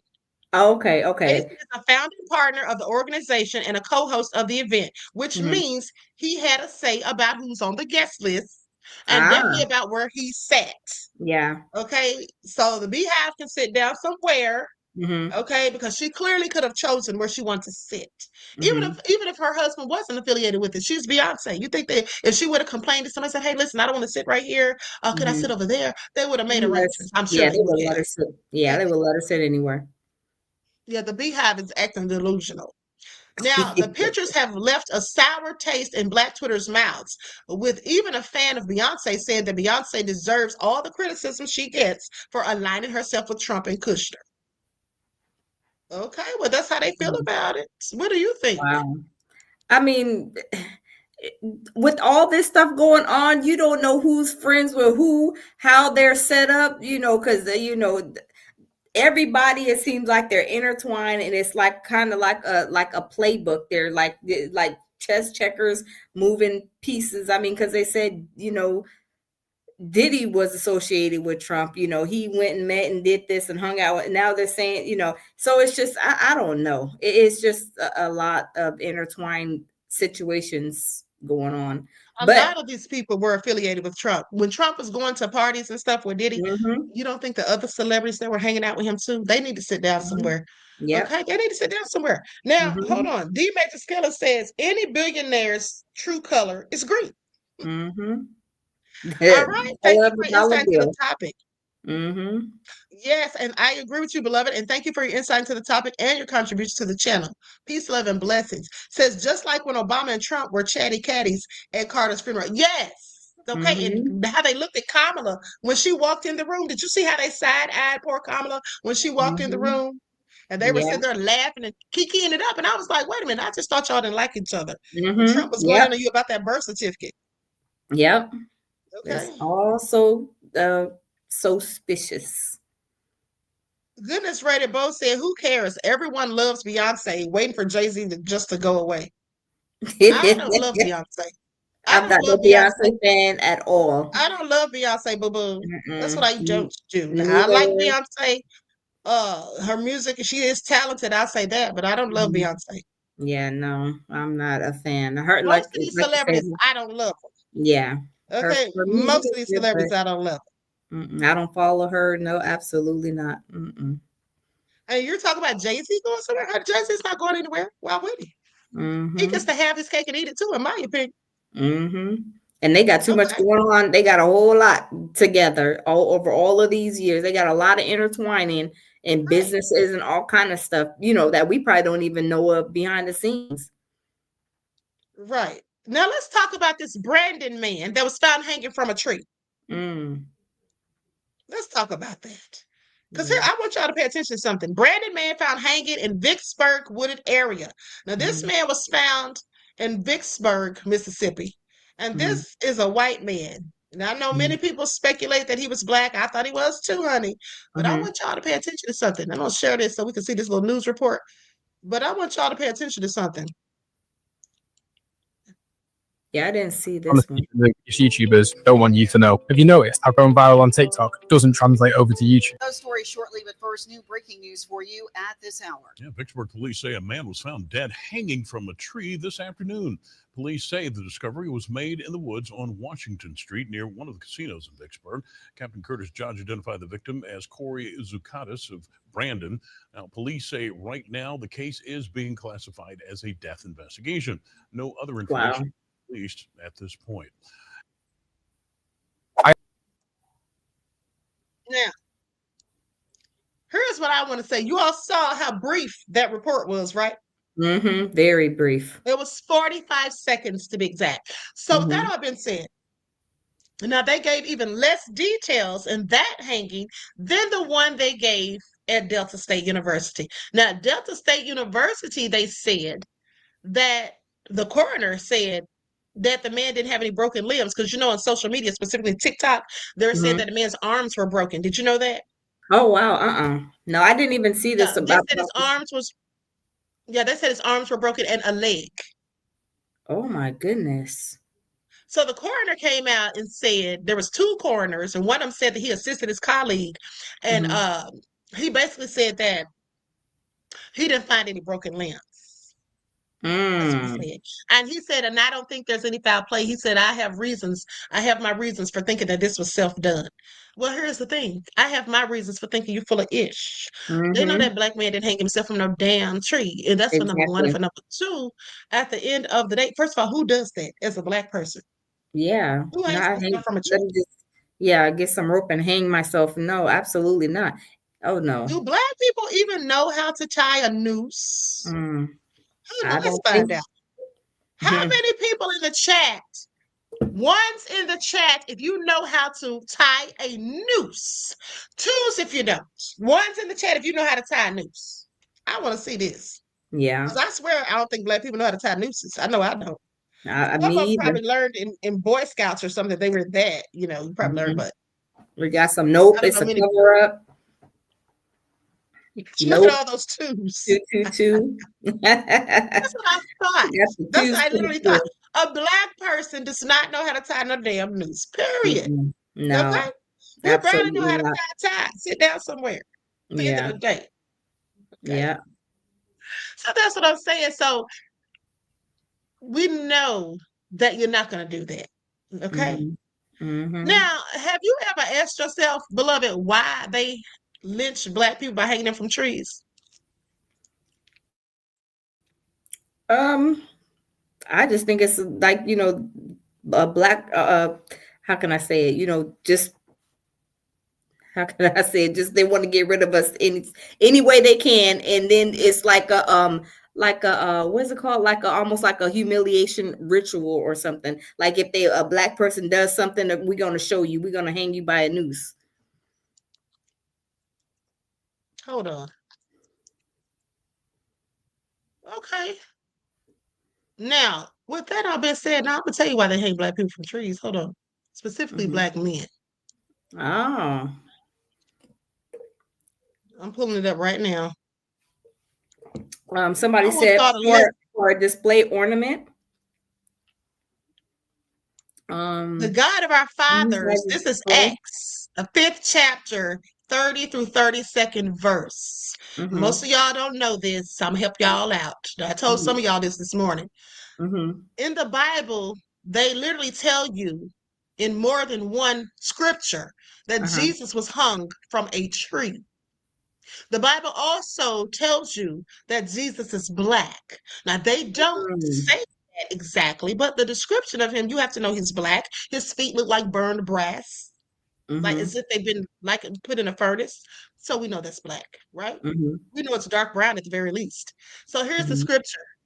The God of our fathers raised up Jesus, whom ye slew and hanged on a tree. Him hath God exalted with his right hand to be the prince and a savior, for to give repentance to Israel and forgiveness of sins. And we are his witnesses of these things, and so is also the Holy Ghost, whom God hath given to them that obey him. So that all being said, it's in the Bible. That's why they do it. Okay, that's why they do it. When you look at the pictures from back in the day when they were lynching black folk, why do I have did I put this on here? I didn't even mean to. When you look at the pictures, right, from back in the day when they were lynching black people, you would see them often reading the Bible. You would literally see them reading the Bible while they did it. There's a video or there's a picture I saw of a little black boy. He looked like he couldn't have been any more than 6 to 8 years old. I don't know why he was getting lynched, but he was. And they had the Bible out while they were doing so. Okay? So, yeah. And that's why, that all been said, that's why they hang black men from a tree. Because that's how they always hung black men from a tree. That's what I'm trying to tell you. They always. Okay? I mean, think about, the thing is, like they tell us they put Jesus on a cross and all that. But no, they hang from a tree. Okay? But I've seen that too. Now, what did you say about Israel? You said something about Israel in there. In the scripture? Yeah. Oh, basically they say that him hath God exalted with his right hand to be a prince and a savior, for to give repentance to Israel and forgiveness of sins. And that'll be us. Israel is us. Okay? That is us. when they're talking about that. They're talking about us. Mm-hmm. So at the end of the day, that's why they do it. Wow. I know, right? What you Wow. think about all these people losing their jobs? I know you don't agree with it per se.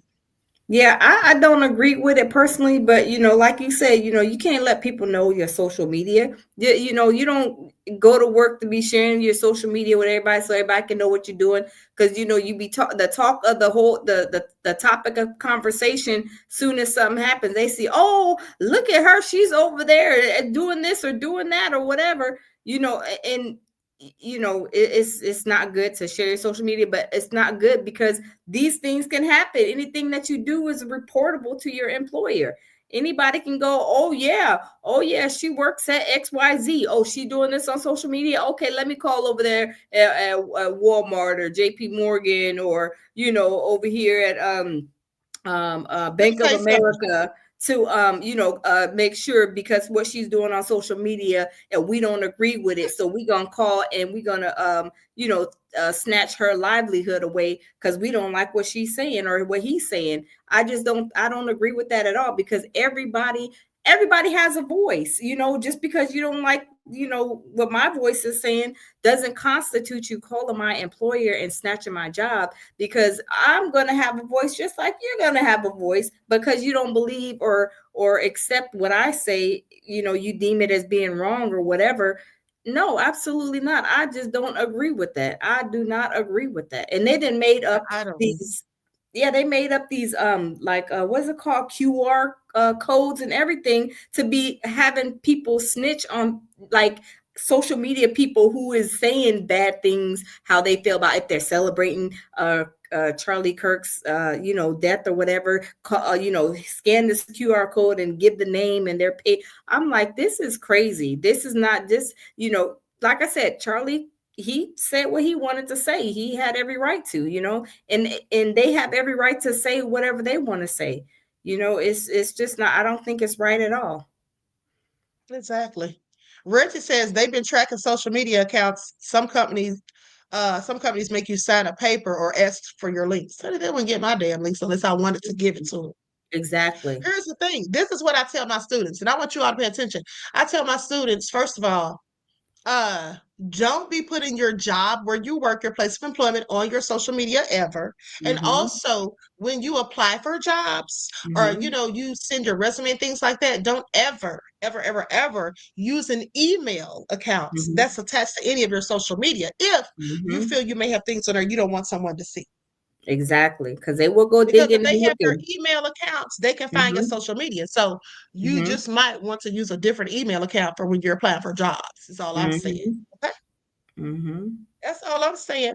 Okay, Yeah. so anyway, honey, thank you for that, Reggie. Reggie said they're telling you to send the links. I didn't know they're doing all that. So This they is out here telling people crazy. to send the link. That's crazy.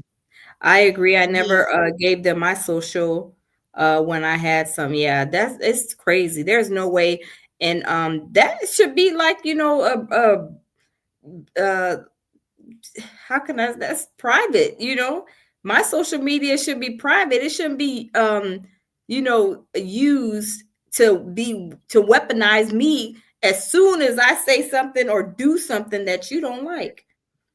So let me ask you this. Do you think that these people would have a leg to stand on if they fired them? I mean, if they sued them, the people that fired them. I don't think they would have a leg. The employers, they wouldn't have a leg to stand on. I don't think, because they're gonna say that it's the people who got fired. They can say it's freedom of speech. I mean, he was out there saying everything freely, and That's right. on And his so social that's the media, thing. social Right. So media that's the pages. thing.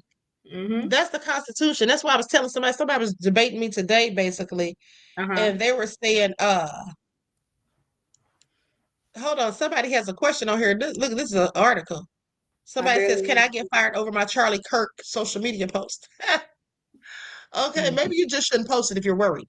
But here's the thing. You should be able to sue them and then likely win in court, if you ask me. Because first of all, if you didn't say anything dangerous, threatening, anything that could incite violence, anything perverse, Yep. You should absolutely be able to share your comments and thoughts and views. Now, Mm-hmm. even if you were on there dancing about it, which I don't agree with that, I'm not celebrating anybody's demise. Yeah. But at the end of the day, if you're sitting up there, just saying what you feel or how what you think, you should Mm-hmm. not be fired for that. And if I got fired for that, I would definitely sue. And I know I Yeah. would win. Honey. Couldn't miss me with it. Yeah. Okay. Because With if it. we take a stroll down, his channels, he has quite a few social media channels, Mhm. and he recorded a lot of content on his. Can we take a Right. trip down memory lane on his channels and then compare it to what my channel says? Let's see, what's the problem here? He's saying what he want to say, I'm saying what I want to say. So I just don't think that they would have a leg to stand on, because it's a freedom of speech. It doesn't say when you sign up for social media, don't talk about this, don't talk about that. No, you could get on there. People say all kinds of stuff, cuss people out. You seen it all. They do a lot of stuff, on social media. So I don't think that, they should be trying to hold their feet to the fire and take their livelihoods away from them, because did they take his? Before he passed away, and let him rest in peace. But did they snatch, him down? Did they try to, shut his social media page down? Did they try to report him to anybody? No, they did, and they wouldn't have. Because Yep. first of all, he was for freedom of Yep. speech. I don't know why they're trying to censor people because of what they feel about him. What would he have said about himself? Let's find out what DL thinks about it, because DL Hughley asked the same question. Yeah. Okay, likes up, everyone, please like and share. Thank you in advance.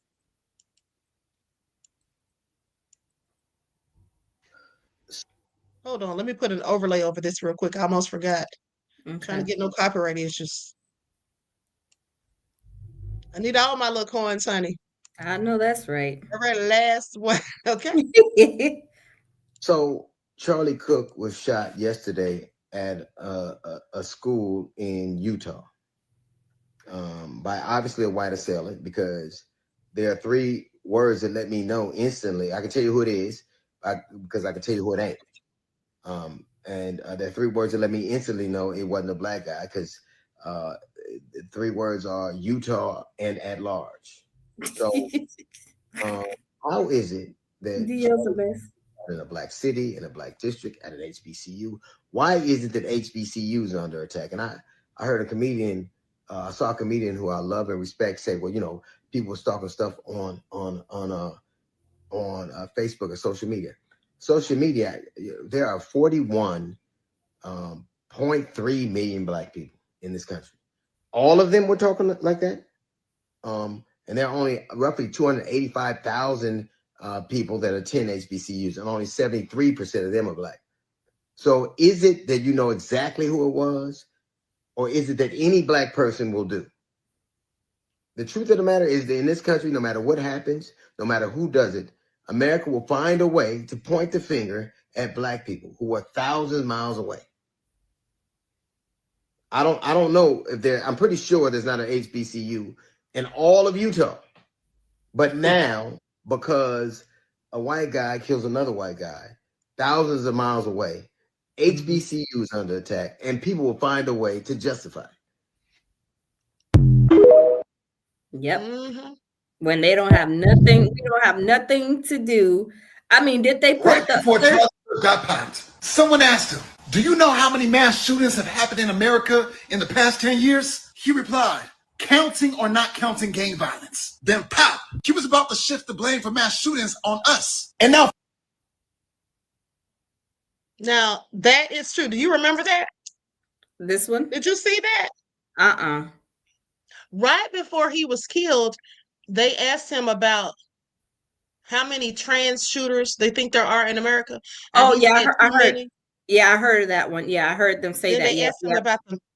Then they asked him about mass shootings, and he said gang violence. Hold on, let me see. for some reason, 8 historically black colleges and universities are under threat. Campus lockdowns and all. All this because Charlie got popped in Utah, where the black population is 1.2%. What is it about whiteness that y'all can never blame yourselves? How did you come to the conclusion that you are as sinless as Christ himself? And now they want to put a statue of little Charlie in the U.S. Capitol. comparing him to the Reverend Dr. Martin Luther King Jr. Do you? Whom he didn't even like, by the way. Whom he Yeah, didn't that's what even I like, heard. by the way. Yeah, that's what I heard. As far as I'm concerned, that's disrespectful to him and Dr. King. Okay. Facts. So, okay. Now here's the thing. So, basically, DL said exactly what I said. They're gonna always blame us for it. That's just how it is. Yeah. That's just how it is. Yep. And then, you know, like I said, what is it? I mean, when they had these other remember the school shootings? Well, last week, you know, all the school shootings, did that have an impact on all the other, like, you know, when they had the elementary shooting, did they lock down all the elementary schools? When they had the high school, did that, you know, lock down all of the other high schools in the US? You know, I mean, make it make sense. Yeah, they can't make it make sense. Like I said, Trump didn't even say anything basically about those kids getting shot up. I didn't hear him say anything. No, I didn't I either. didn't hear him say anything. He hardly wanted Okay, to say something when Charlie Kirk got, you know, killed, murdered. He said something, but you could tell he didn't care because he went to the game the next day and was sitting there doing that little silly ass dance he does and all that stupid shit. Yeah, but he I was sitting up seen there him. doing all of that. Yeah, I seen him coming off a plane, and they were asking him, you know, about the situation. And he's like, "Well, yeah, I'm building this something on the side of the White House or something." And I'm like, "Is that's more important than, you know, who we thought that you would have a whole mouthful, you know, to say, you know, about Charlie Kirk instead of worried about what you about to be building on the side of the White House?" Let me tell you why he brought that up. The reason he brought that up, the building of the ballroom at the White House. Yeah, He that. want to talk about Charlie Kirk. Yes. It's likely, this is my opinion, it's likely because when they found out who did it, okay, it's a white person whose family was supposed to be MAGA. And quite frankly, I just think that he didn't want to discuss it, didn't want to get into it, didn't want to have that discourse. So he basically just changed the subject. Deflecting. It was still rude and disrespectful either way if you're supposed to be that man's friend. You know what I'm saying? Because the way they came to him, they were like, "And how are you doing in the wake of, you know?" And that's what they would say to somebody who was supposedly friends with this man. Do you go sit there? "Oh, yeah, I'm fine." But the ballroom, did you see out there doing the concrete? What? Dude, this is all crazy. Yeah. And did you hear about the situation where they were saying that allegedly, you know, they were raising money or making money off of this situation or something like that? I don't know if you heard about that, but that was yesterday. I heard about that. Who's making money off of it, the right? The wife is making money somehow. The wife is making money. Trump them. It was something. Yeah. Well, that's no surprise because she has children and stuff, so they're probably going to donate to her. I'm not surprised at all. Listen, if they'll send money to that low down lady, Shiloh Hendricks, who called that little 5-year-old autistic black child an N-word, at the end of the day, I'm not surprised. I thought you were talking about maybe like Trump and somebody or whatever making money off of it. Honey, I was going to say, no, that's all so shiesty. Now listen to this. So can I get fired over my Charlie Kirk social media post? Social media posts can jeopardize your job. Employees across the country have learned that in recent days, after losing jobs or facing pushback for criticizing conservative political activist Charlie Kirk following his shooting death on September the 10th, they say, now, first of all, he was a political activist. Oh, okay.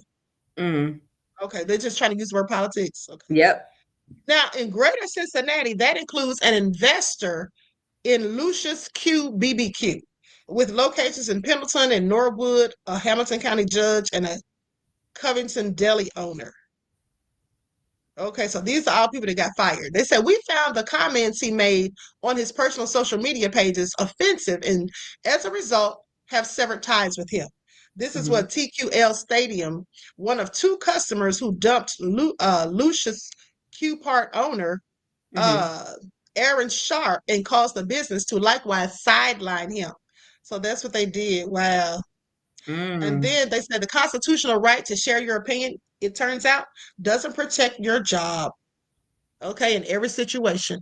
Here's what to know before posting thoughts about Charlie Kirk or other controversial topics to your favorite social media platform. They say, can my company fire me for my social media post? They say the short answer is yes. Well, we already know that.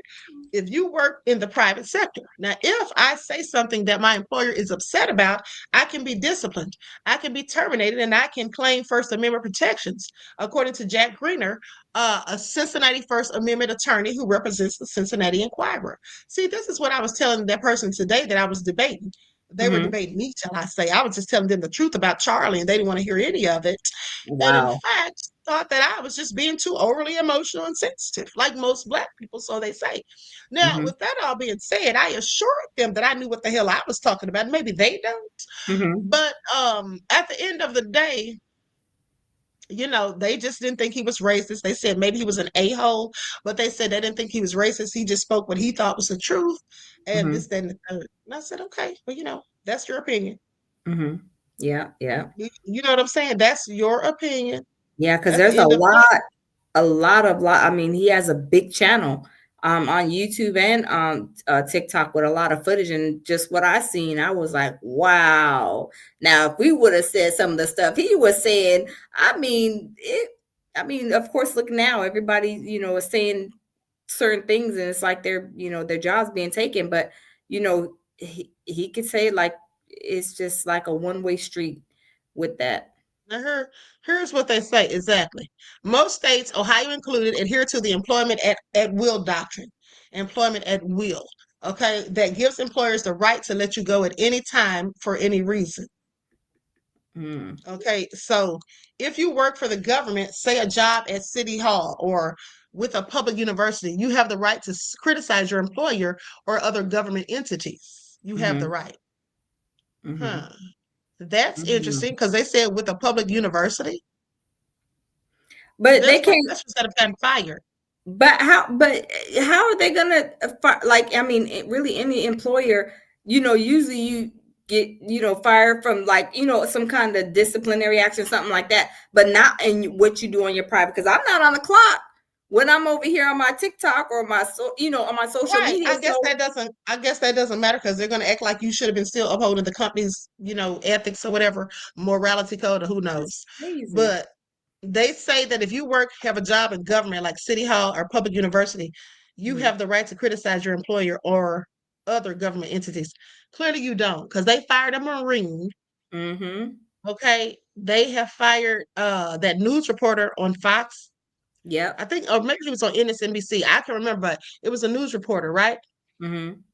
Matthew Dowd, D-O-W-D. He said some things about Kirk, and they took him up out of there. So, you know. Wow. Now they say, but you can lose your job for disrupting the workplace of a government employer. Okay. They're saying that, see, they don't know what they're talking about. I can already tell you because they're sitting here saying public universities, you have the right to. There's people getting fired from those places as well. So a government employer has the right to maintain order and discipline in the workplace. So you cannot, for instance, walk around a government office with a bullhorn to share your view. Okay, you might not even get away from fiery Facebook posts if that triggers a flood of phone calls that disrupts your workplace. So Wow. Reader explored one other example in July in his strictly legal column for the Enquirer. Now, in that one, an aide for a Florida County Commission offered hateful rhetoric in an online news outlet. This was an online news outlet about a bill aimed at prohibiting LGBTQ discrimination.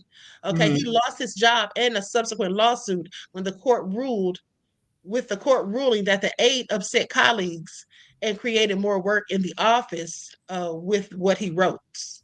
Wow. Yep. Now, what if I work under contract? If you are covered by a contract, the terms of that contract will dictate what you can get fired for. Okay. In those cases, the employer would have to prove that you breached the contract. Now, most, but not all private employers have policies that cover social media use. Some are more lenient with employees, or when employees make clear when they are speaking as individuals. Okay. What do local employers say? A sampling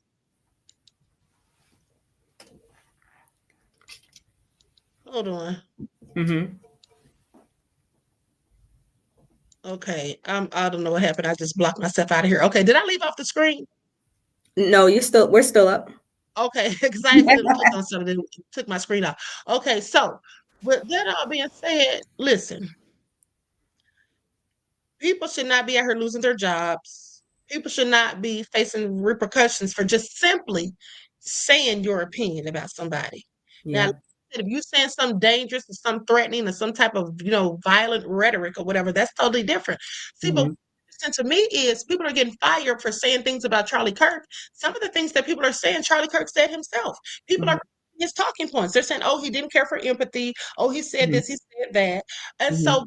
getting in trouble for that, that's crazy to me, especially when you have people like JD Vance, who's a whole vice president, sitting up here saying that he's not going to call for unity. There is no unity with people who do this. There is no unity. First of all, he sounded so adamant. And here's Mhm. the thing. So these people are supposed to be Christians. Okay, most of them. JD Vance, I'm sure, is supposed to be a Christian, right? So you Mhm. don't forgive people. Yeah. You don't forgive people. Maybe they didn't realize how drastic it was. Maybe you should talk to them and educate them. JD Mhm. Vance. Okay, Yeah. but you don't want to be unified with them. So you rather have a division. Mhm. But these are the politicians, and nobody's criticizing them. So they don't want us to say certain things, but they can say whatever, including Mhm. what they're saying to me is like incitement. Like they're Mhm. really talking about violence, fighting, fight Mhm. bad white men. All this Mhm. stuff they're saying is invoking violence as far as I'm concerned. Even when the wife did the speech the other day where she Uh-huh. said she said they do not know what they have unleashed. I'm thinking, Mhm. I told people that sounds like a thinly veiled threat or a dog Yeah. whistle, because what are Oh we talking yeah. about? Who they've unleashed or what they've unleashed. There's only one person. That person's in jail. Who's Mhm. the they that of which they speak? And Mhm. then what have they unleashed? Please let Mhm. us know. Is it the lynchings at these colleges? Because that's what it looks like is going on, or threats to Mhm. HBCUs? I have several questions. Okay. Yep. Yeah. I have several questions. Yeah. Yep. Exactly. Hmm. So anyway, honey, people gonna say what they want to say, and that's fine. But Yep. And they're entitled to, that's their opinion. That's how they feel. I think yeah, that everybody you should be able to express themselves, the way they want to express themselves. You can't tell anybody how to express themselves. You can't tell, oh, you can't say this, or you can't say that. I mean, why do certain, people of a certain group have to, be careful and skate on thin ice because they don't want to hurt, your little, your feelings on what right. they think, what they believe in, or how they feel. It's just not fair. Yeah, I mean, when they're not, you know, uh, treading with caution, they just saying whatever they want to say, and it's okay.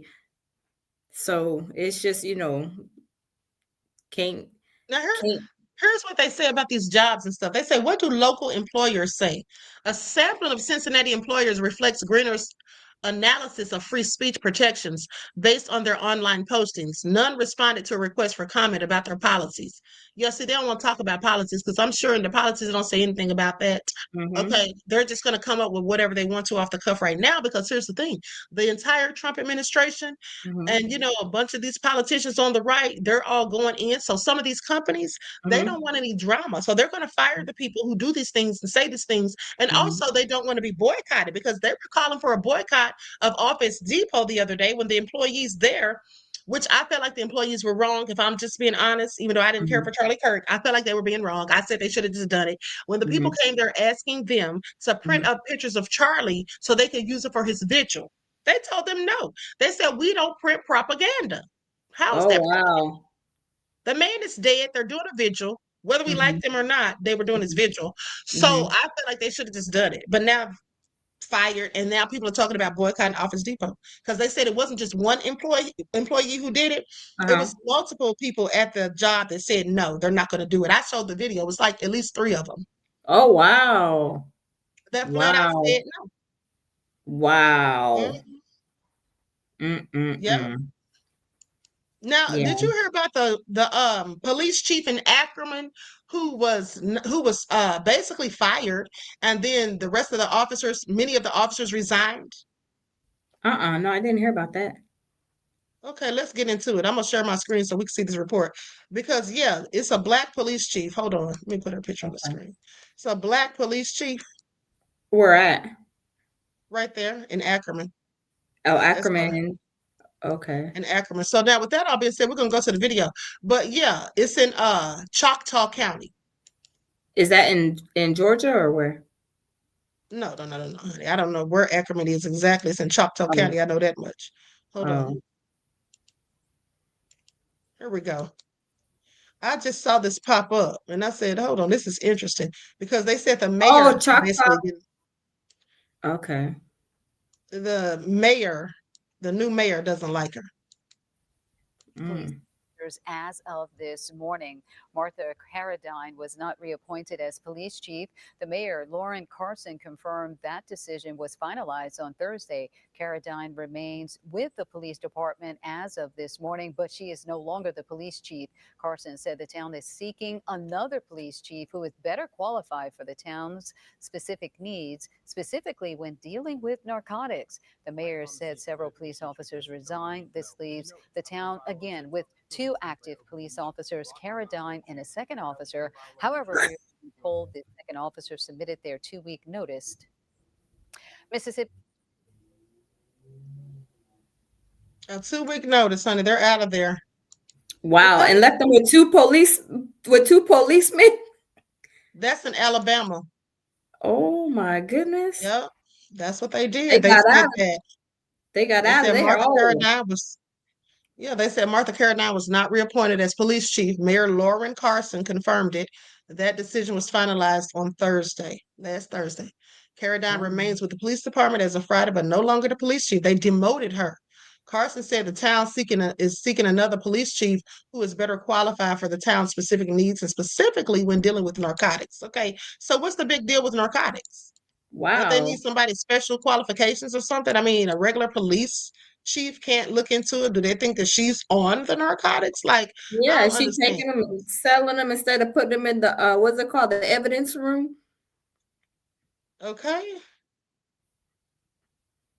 I don't know. I just find it very interesting. That's crazy. I find it very interesting.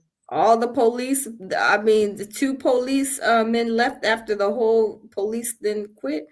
Well, what they gonna do if something happen? Wait.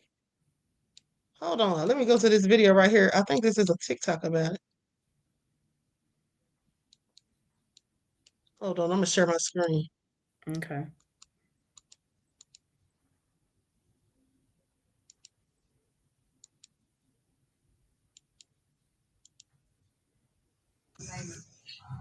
All opposed. Oh, we knew. So there are 3 in favor, 2 opposed.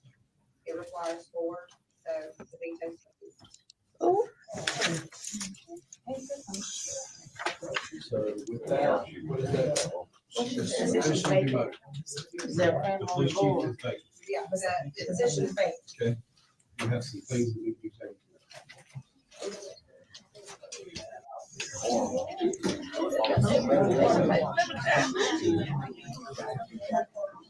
Now we're gonna see what gotta be taken care of. Oh, they got resignations. Oh, oh.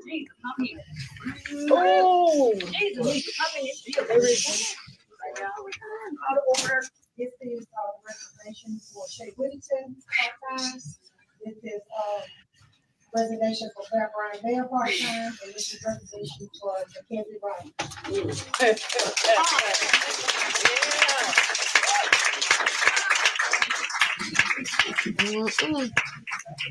Now you gotta find a whole new spot. Woo! Way to go, boys. There it says. Way to stand with y'all cheap. Way to stand with them. Look. He come up there. Omar said don't start no shit.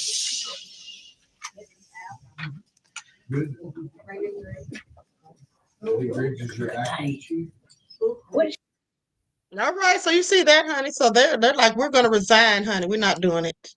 Wow. We're not doing it. And also, I made a mistake. I said Ackerman was in Alabama. It's actually in Mississippi.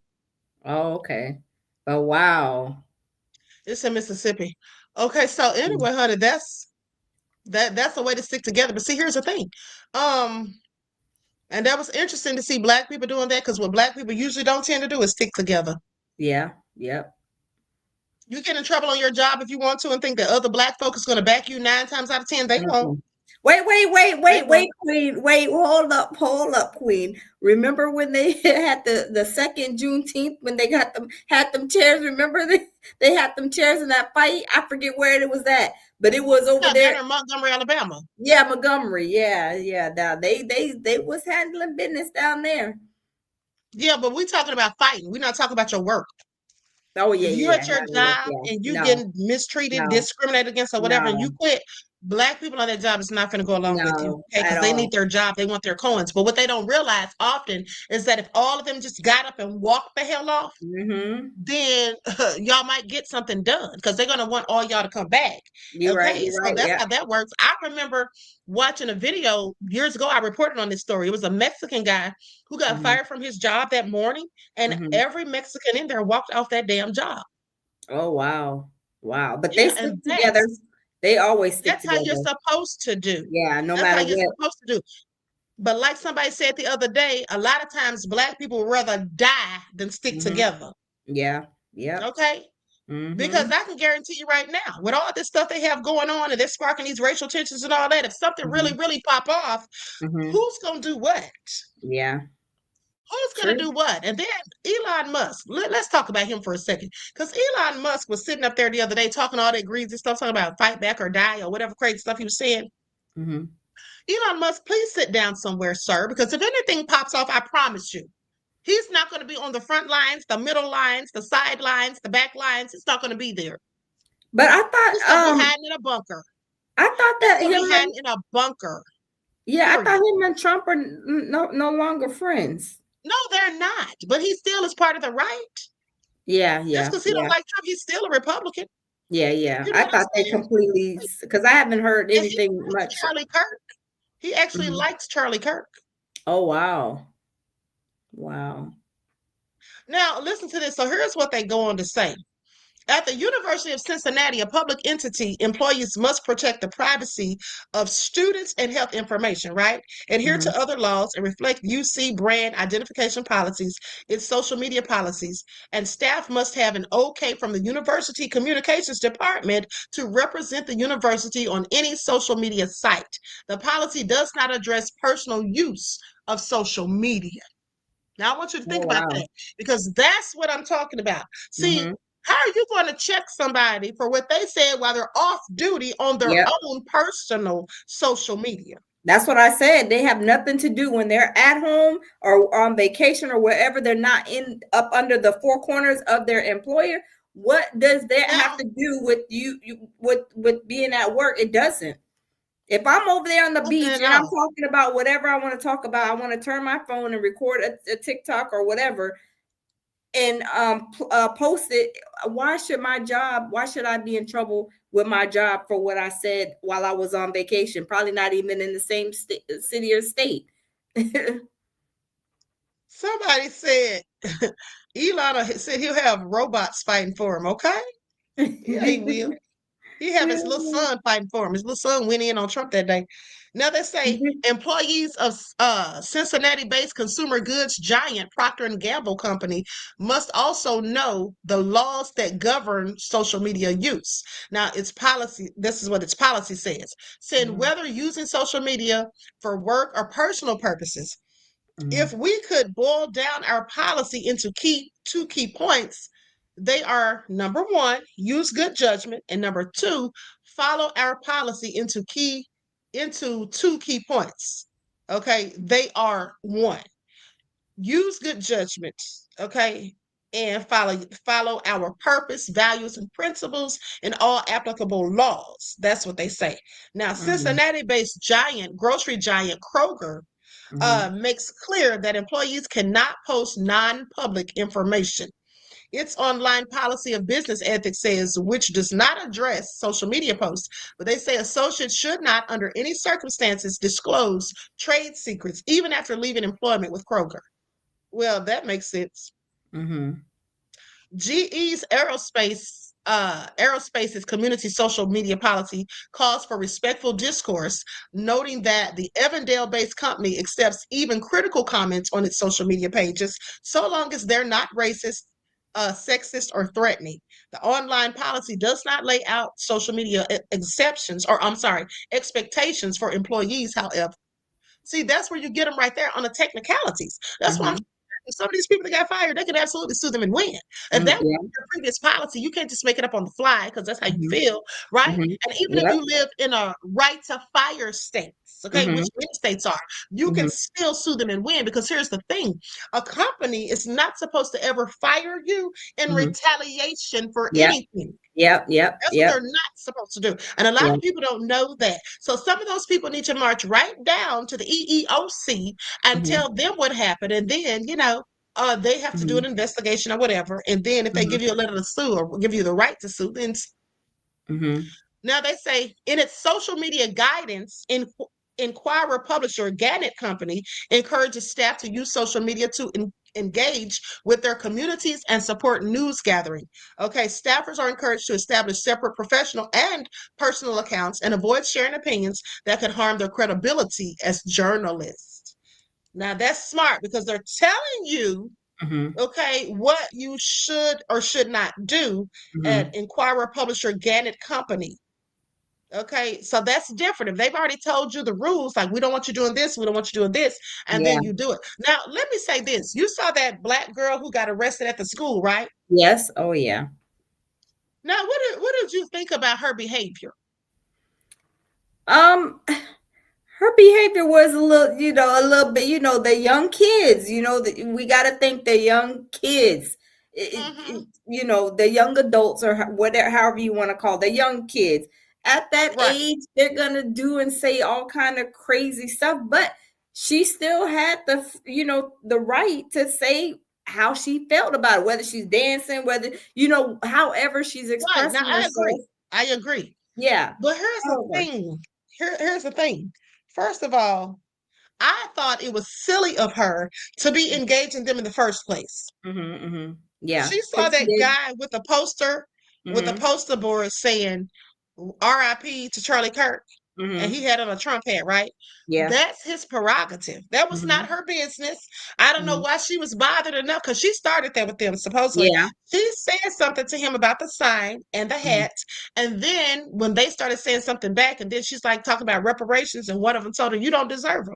And so then she got mad, and then she just started saying that stuff about Charlie Kirk. And then here's why she really got arrested, though. Well, it's because she said what she said about Charlie Kirk, but they couldn't arrest her for that. So what they did was waited for her to do something, and she did just that. After she had said that stuff, and mind you, the police were standing right there. She walked over to the guy with the hat on and flipped his hat. Okay, I didn't see that. I didn't see that part. I didn't see where she was moving around. Yeah, she did that, and so they arrested her, and they charged her with felony. They charged her with disorderly conduct for what she said about Charlie Kirk. They charged her with resisting arrest, and they charged her with assault. Oh wow! For flipping that guy's hat. So here's the thing, though. Here's the thing. To me, she brought that on herself because why do you give a darn what he's holding? If he wants to RIP Charlie Kirk, that's his business for number one, like I said. But because here's the thing, people don't want other people to say what they think and feel and believe, but they want to be able to say what they think, feel, and believe, right? Yep. That's hypocritical. So I want to be able to say what I think, feel, and believe, and I feel like other people should too, even if I don't like what they say. Because a lot of times people don't like what I say, and I really don't give a damn if they don't like what I say. I'm gonna say it anyway. So I feel like everybody should have that right. Yep, you're right. That's how I feel about that. Yeah, and with her, she was doing too much. Yeah. First of all, why would you touch him, period? And second of all, if he didn't touch you, and you try to knock off his hat because you don't like the fact that he had the hat on. Now, that's not your business. And so she got arrested. She got expelled. Oh, I didn't know. See, the video I got expelled. The video I got where it stopped before. I just seen her moving left and right and like saying, whatever she was saying to him. But I didn't see her flip flip the hat up.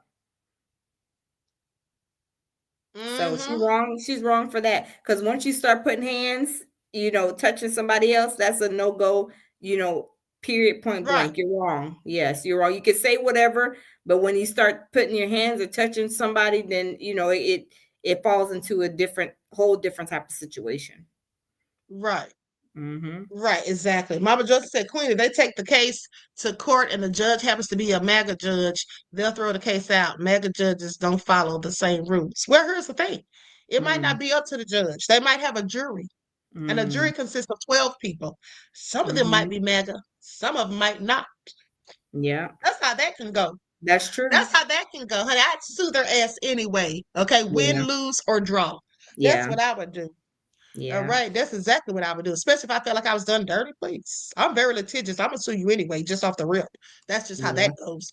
But Songwriter Son said, keep your hands to yourself. Exactly. And Rich said she was doing way too much. She was. Yeah, She was she getting on my was. damn nerves. When I found out, when I first saw a clip of the video on TikTok, I was like, okay, she got fired for saying something. But Yeah. then when I saw the video, I was like, oh, she was doing too damn much. First of Yeah, all, see, I those didn't people see out there that. minding their own damn business. Okay, that's to me the equivalent. And some black people will condone her doing that BS, but it's not cool because it's the same thing if a black person is with Black Lives Matter, for example, or they're holding a Black Lives Matter sign and somebody comes up that don't look like them and knocks it out of their hand and then starts talking trash about George Floyd or somebody, you'll be upset too, even though, you know, you might feel like, okay, they can say whatever they want, but when they put their hands on you, and they want to knock a sign out of your hand or flip something off your head, yeah, now you're doing too much. And Yeah. that's what she did, unfortunately. She, like I said earlier, I wouldn't even have been engaging them. Yeah. Okay, Yeah. I would not even have been engaging them. I mind my business. She clearly didn't know how to do that. And Yeah. then here's the thing too: if you think that people are racist, then you really shouldn't have been standing there talking to them, right? Yeah.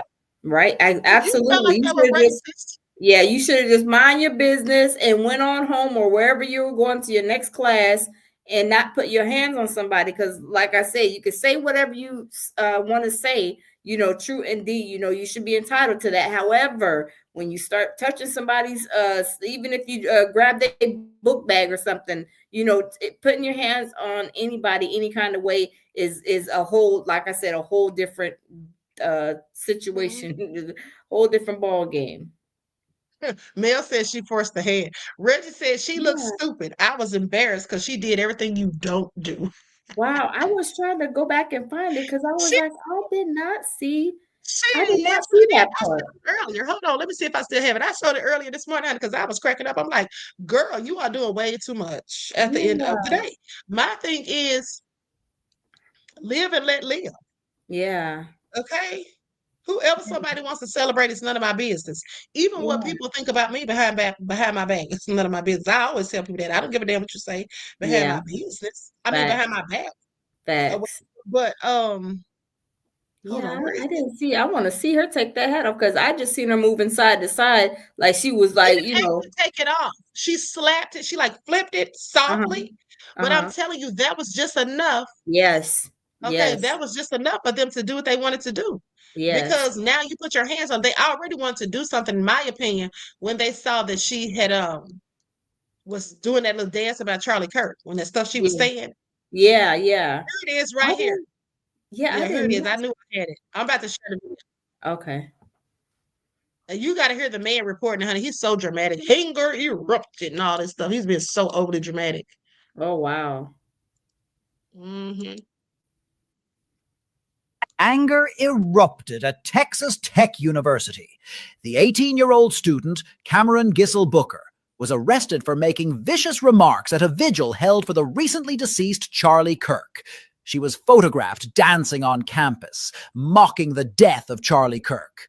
All of this was in response to another student wearing a red hat and holding a sign that read, "Rest in peace, Charlie Kirk."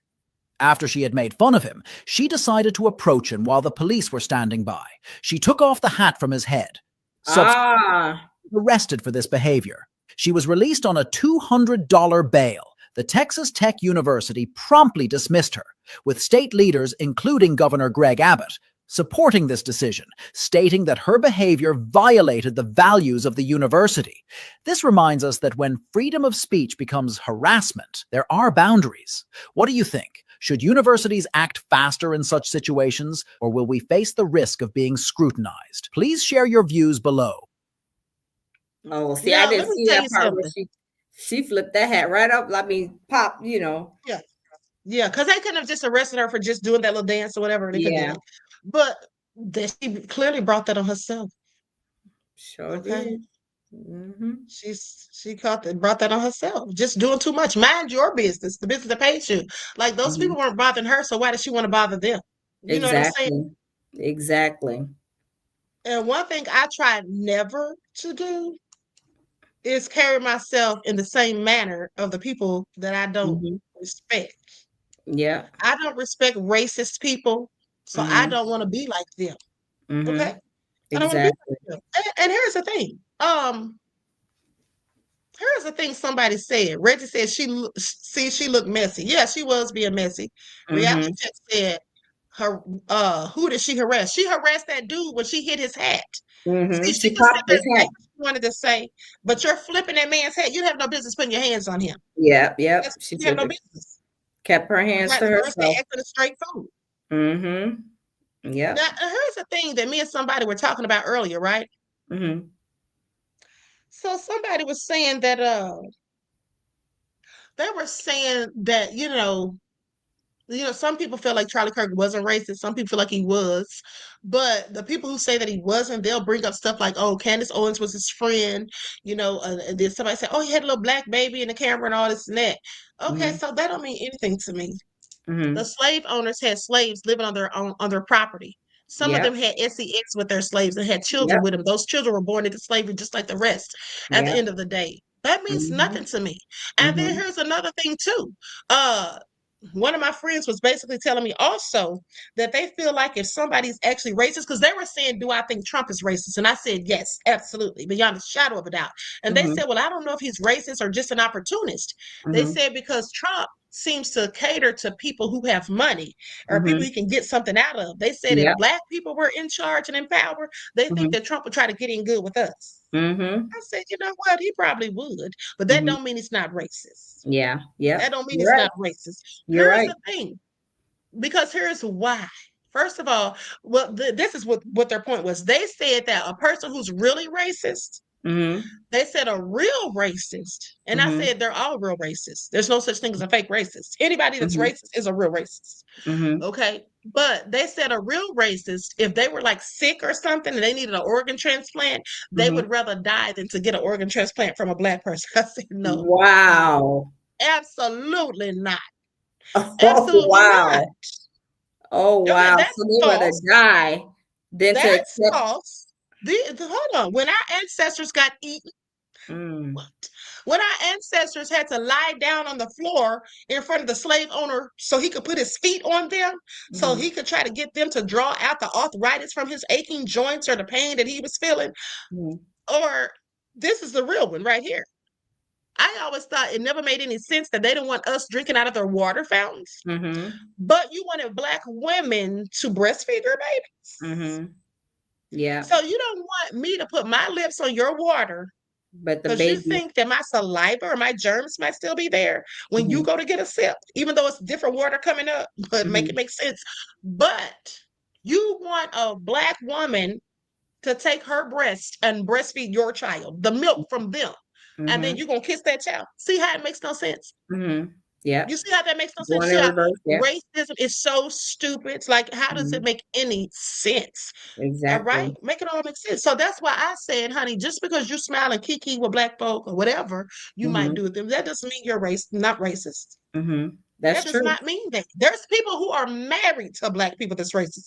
I can Mm-hmm. prove it. There was a video that I reported on maybe last year sometime. Uh-huh. This white man called a black person, he called this black woman a N-word when they were in like a Uh-huh. 7-Eleven because she got in his way or something minuscule, but he Oh, called her the N-word real quick I seen that on video. both, and it I was heard caught you on talking about camera. it. Mm-hmm. Yeah, and it went viral. Then come to find out his wife is I was black. married. Yeah. Yeah. He was married to a black woman. Yeah. That's Yeah, so crazy. please, make it make sense. You could still be a whole racist. Mm-hmm. Like that don't Yeah. mean anything to me. That's why when people be like, "Oh, I have black friends," I don't give a damn what color friends you have.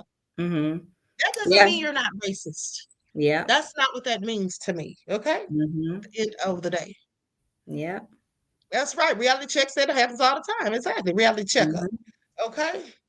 That's Terry true. Hicks said exactly, Queen. They used horrible instruments on us black women for experimentation. Mm-hmm. Mm-hmm. Yep. Okay. Sasha Mean said they use black folks' hair for furniture stuff. Yes, absolutely. I've seen it. There Oh were books wow. and I coats didn't. made out of the skin of black folk, like leather. Oh Okay. wow. Oh Yeah. my You goodness. didn't know that? I didn't know that. I've never heard of that before. And they said that lady in Minnesota had a black husband. I didn't know that. That politician that got killed. Oh wow. I didn't know that. And Mm-mm-mm. then XX Frank Diddy said that Strom Thurmond was a racist senator who had a mixed child. Now, I definitely didn't know that. In fact, I was talking about how Joe Biden was on a float with him one time. Mm-hmm. Up there, they Oh, were good friends. Biden. Oh Yep. wow. Not So, Biden. okay. Mm-mm-mm. So he had a mixed child. That's very interesting. I never knew that. Yep, here it is Mm. right here. I just looked it up. Yes, former Senator Strom Thurmond had a mixed race daughter named Essie Mae Washington Williams. Essie For more Mae. than Oh 70 years, her parentage, for more than 70 years, her parentage remained a secret to the public, and she did not reveal her story until after Thurman's death in 2003. Essie Mae was born in 1925, the result of a relationship between the then 22-year-old Thurman and his family's 16-year-old black housekeeper, Carrie Butler. wow. Despite his very public stance as a segregationist, Thurman provided secret, lifelong financial support for his daughter and helped pay for her college education. Well, I guess that's the least he could have done. Okay. Darn. After Thurman died at age 100, dang, he lived a long. I didn't even know he lived that long, honey. 100. Wow. Long Probably had some time. organs. Probably had some organ harvesting going on. I'm just gonna call it what it is. At the end of the day, when I see Mm, these people living to be, listen, I'm just yeah. gonna be quiet because I do I think some of that know plays because into it. I've done research now. That I've done some research on that. Yes. Mm. Yes. Okay. That little young boy Now, in Georgia with that situation with rolling them up in the mat. Oh my goodness, oh that yeah, was absolutely. terrible. Absolutely. After Mm. Thurman died at age 100, Washington Williams came forward to tell her story at the urging of her children. She wrote in her 2005 memoir, Dear Senator, that was the name of it, Dear Senator, that she felt completely free after revealing her secret. Now, the confirmation, the Thurman family acknowledged Washington Williams's claim to her heritage after she made her announcement. Oh, they did. Okay, so they didn't deny her. Essie, you know what? At the end of the day, she did have proof. That money Mhm. that he was paying for her college and all that stuff, I'm sure she had some receipts. Now, Essie Mae Washington Williams died in 2013 at the age of 87. Oh wow. hmm Thank you for that tidbit of information, beloved. Never knew that. See how you learn something new every day? Yeah. And XX Pregnity said, Queen, y'all Pete Charlie Kirk had a company at 18. Who has a company at 18? Well, clearly he did. Okay.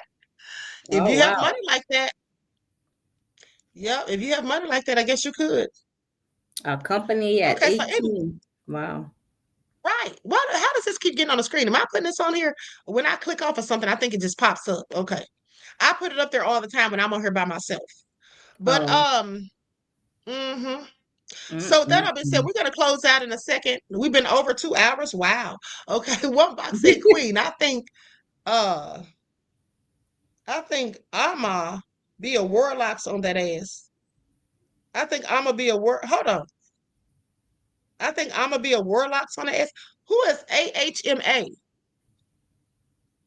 I'm not sure what that abbreviation stands for. Yeah, I Uh don't know. we the people said Joe Biden learned from Thurman, his mentor. And then X Frank Nitty said his company also gets federal funding and grants. Yeah, most of those nonprofits do. Yeah, most of them Wow. do, beloved. Okay. And so anyway, but one box. Thank you for your contribution to the channel, beloved, and your insight into the topic. Now, can you please put in the chat what AHMA means? Because I'm confused. Y'all know I'm slow. Queen Alma. I think Y'all people know ambulance picked up Kirk and nobody performed CPR on it. Let me tell you something. I noticed that. I saw where they took him and I was going to show the video, but then I said, wait a minute. They might say that's too much for YouTube, but Yeah, you really couldn't see You really couldn't see anything except you could see his feet and his arms or whatever. But there was people carrying him, and they put him in the back of a black SUV.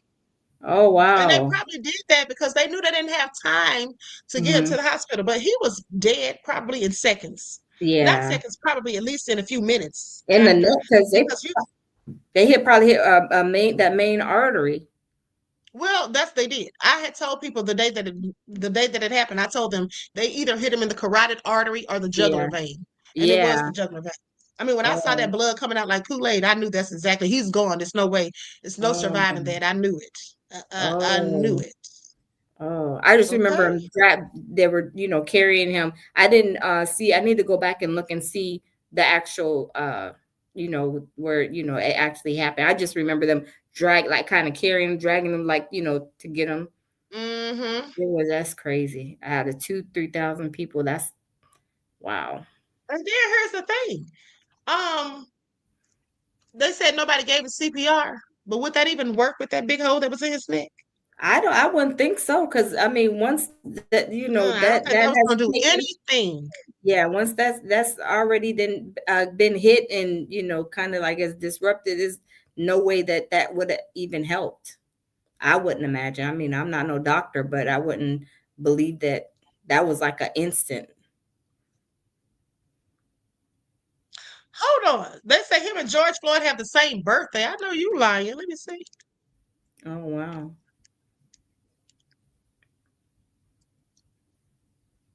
Let me see here. This will be interesting. October the 14th, 1993. Okay, let's see about George Floyd.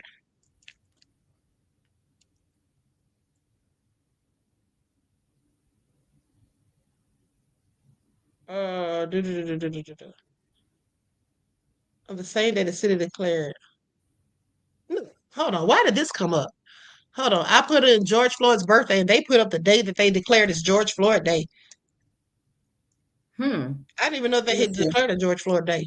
Didn't either. No, I never heard of that before. Okay. Let me see. George Floyd's birthday. Yeah, George Floyd's birthday is October the 14th, 1973. Yeah. And let me see when his is. Let me see. Charlie Kirk. Is it the same? This is the same day. It is the same day. Oh, it is. Okay. October the 14th, 1993. George Floyd was 20 years older than him. 20 years, yeah, 20 years old. Oh my goodness. Same day though. I find that all interesting. Wow. And he used to talk about George Floyd too. That's very interesting. That's very interesting. One box said, Queen, how did you lose Ebonic flavor in expression in the South? I am disappointed. Not Ebonics flavor. Ebonic flavor? Hold on. They contribute to the channel. Peace, love, and blessings, honey. I know you didn't.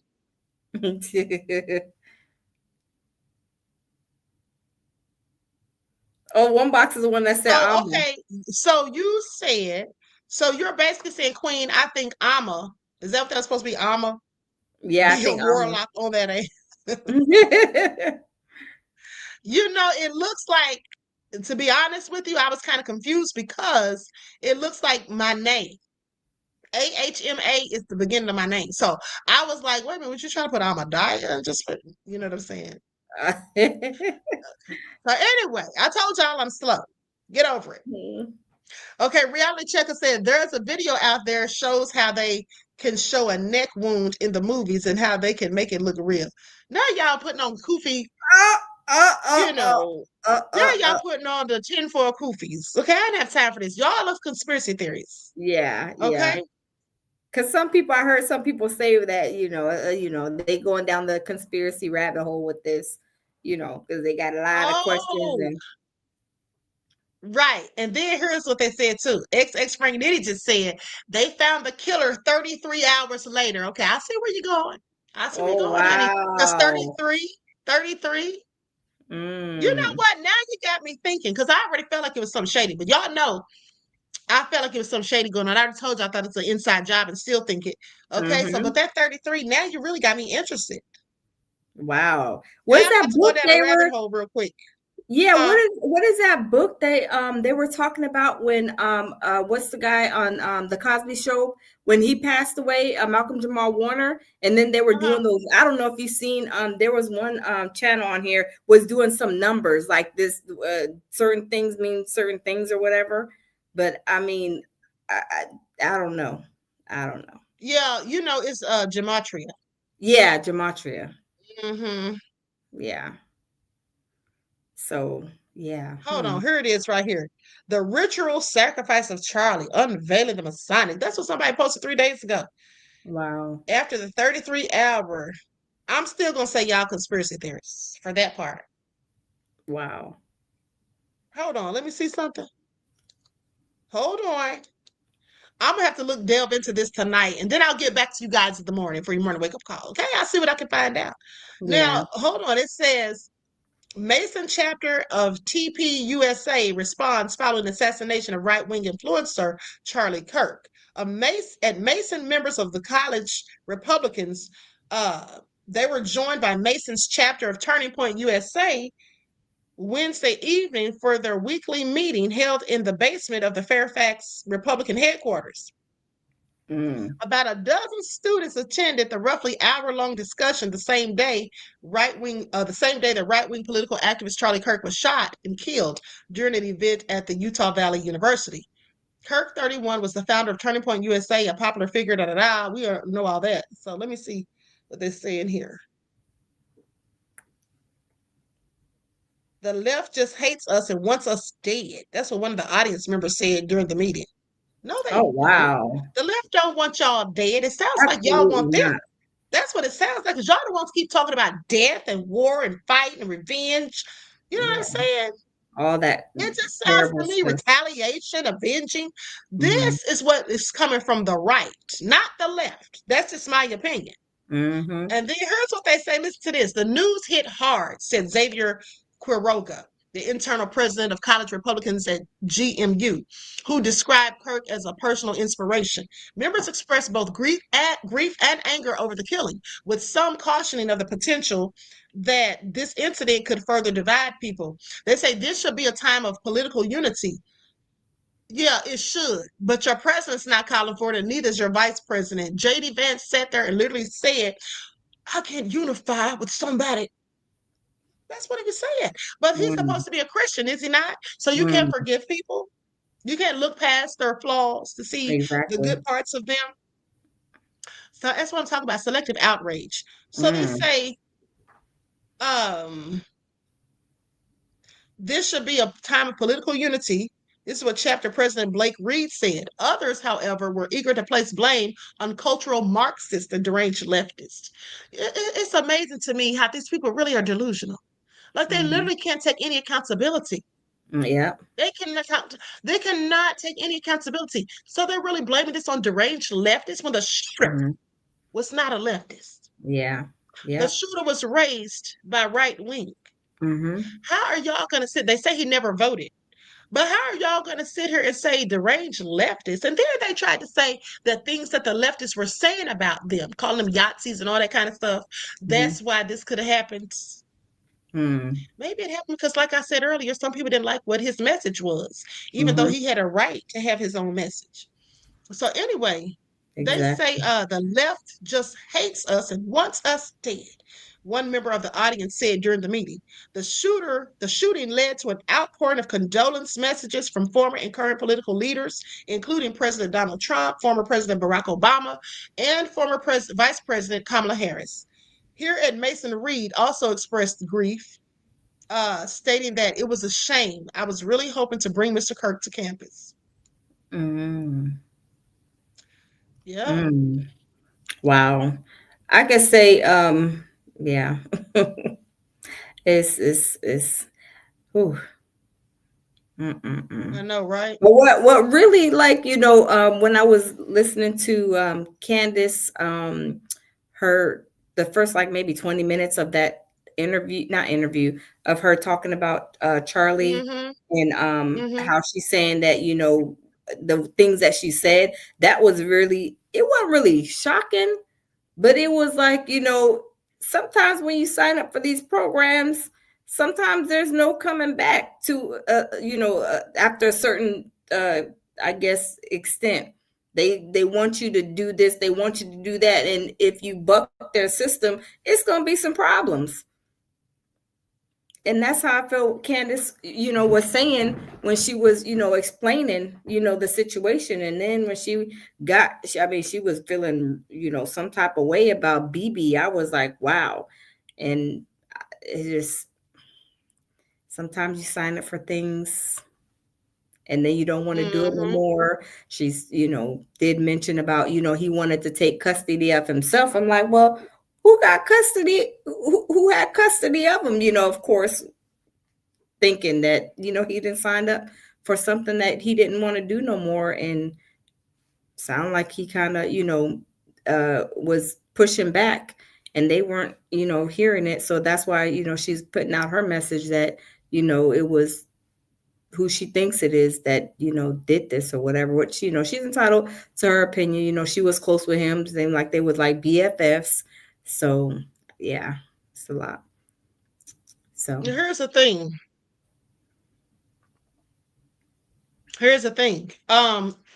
Conspiracy theorists in the chat, let me just tell you all something. Charlie Kirk was not a Mason. I don't think he was, because I just did a whole research thing. I just looked it up real quick. They said they don't have any credible information saying that he was a Mason, just rumors, because he had on a G ring. They say he had on a ring with a G on it or something, honey. Oh wow. I never which is still stand for his daughter, Gigi. They said, and also I just searched right now the Mason lodges. No Grand Lodge, or mutual fraternity source I could find lists Charlie Kirk as a Mason. No verified documents, initiation, lodge membership records, etc., and indicating he was admitted into any lodge. The claims tying him to Masonic symbolism seem limited to interpretations of numbers, rings, etc., rather than any official or archival record. Okay. Yeah, I never heard that one, but I'm still learning a lot. Oh, they're talking about his wife's ring. She did have on that G ring that clearly looked like a man's ring. Oh, was it from her taking it off of him when he was wearing it, maybe? Or I would have guessed so. She had it on her finger. Hold on. Let me see something here. I'm looking at these Mason rings. All the ones I'm seeing have the Masonic symbol on here. I don't see any with a G on it. I don't see any with a G on it. Wow. Oh, yes, I do. Here it is right here. Oops. Here's one right here. It's a Masonic ring with a G on it. It's like the G in the middle of the emblem, but hers is different. Hers is just a G. I'm going to show it to you. Hold on. Okay. Yeah, I'm going to show it to you all. And then you all tell me what you think. And then I'm out of here, okay? Okay. I'm out of here, honey. It's 9:34. Let me get my ass. I gotta be up in here, up and at it again in the morning, honey. Let me get up out of here, honey. I done kept y'all here to 9:30. I done lost my damn mind, honey. Hold on, pay attention. Knowing I got other stuff to do, like eat, perhaps. I know, right? Okay. Okay, now I'm downloading this. Okay.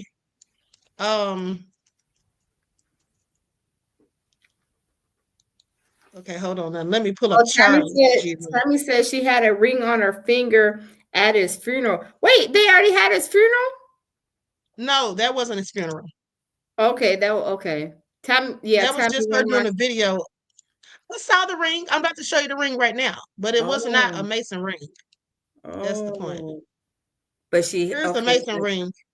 But she had it on. The Mason ring. That's the Mason ring right there with the G. It still has the Masonic symbols on it. This is her ring. Her ring is just a plain G. Oh, okay. Just gold anything alike. No. That just looked like a G. Like, you know how you get letters? That might be for their daughter, whose name was Gigi or something. I don't know. At the end of the day, Mel said, we still riding with you, Queen. Well, I'm glad y'all are still riding, but I'm about to get up out of here and off this saddle. Okay? Queen has to go. All right? All right. So anyway, the funeral is Sunday. It says hits 23ville. Okay. Oh, the funeral is this Sunday. Oh, wow. I wonder. Social media said Trump and BB acting guilty. Yeah, they are. They absolutely are. Okay, they absolutely are. Yes. That all being said, I'm gonna keep my eyes on them both and on those necks. Okay, so everybody please like and share. Reality Checker said that's 100% a mannequin that was in that bed or in that casket. Let me tell you something. They try to give us all kinds of theories and explanations as to why it looked like that. They said sometimes they put the person in plastic because of the fluids and some crap. They said that sometimes they put makeup on them, that for whatever reason, on their hands. I know they put it on the face, but the hands. And then they said that sometimes due to the pooling of the blood and this and that, honey, let me tell you something. The blood may pool, but it's going to look like a reddish, purplish color, I would think, or grayish color at the very least, but definitely not yellowish looking or almost orange. Okay, that's what it's not going to look. Yeah, Tammy said the hands look. Tammy said the hands looked fake. Oh wow, Tammy. Oh wow. All a hot mess. Okay, so anyway, listen, I hope y'all enjoyed the broadcast. I want to thank the lounge for showing up and doing another collab with me. Okay. Thank you. That all being said, thank you, beloved. Now we'll have to do it again. Yes, but tell them your channel again. I am the Lounge, and you can find me at the Lounge 8385 here on YouTube and also on TikTok. All right. So with that all been said, each one teach one. That's how we grow and thrive. Do something productive, constructive, but never destructive. And always remember, beloveds, to keep the Most High first in your lives. Until next time, I will talk to you all again soon. Peace. Bye-bye.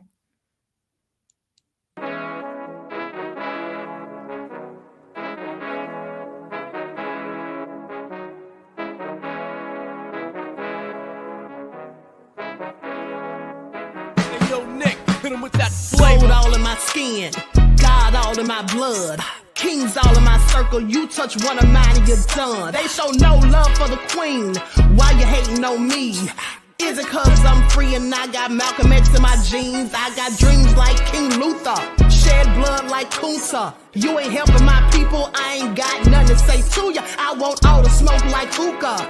Talking reparations, America won't be great until they give us compensation. I'm like, I'm the hottest right now. See a bunch of lames out here trying to jock on my style. They be doing too much. I'm the queen, it's too easy. It's like they all at Popeyes, how they be talking so greasy.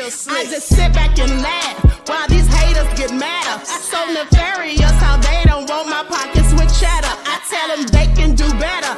These snakes in the grass can leave a bite on your ass, cause y'all be trusting too fast. I got my foot on the gas, other one on they necks. Dropping receipts on haters, you better show some respect. I'm never facing regrets, we only facing the threats. Running through every challenge like a relay, break no sweat. It's a cold game, so I got that blanket with me. Now that my people awaken, ain't no going to sleep. I do not play by my piece. This time I'm playing for keeps. You talking slick, but when I see you like them ends, we gon' meet. And I got gold all in my skin, God all in my blood, kings all in my circle. You touch one of mine and you done. They show no love for the queen. Why they hating on me? Is it cause I'm free and I got Malcolm X in my jeans and I got gold all in my skin, God all in my blood, kings all in my circle. You touch one of mine and you done. They show no love for the queen. Why they hating on me? Is it cause I'm free and I got Malcolm X in my jeans and I got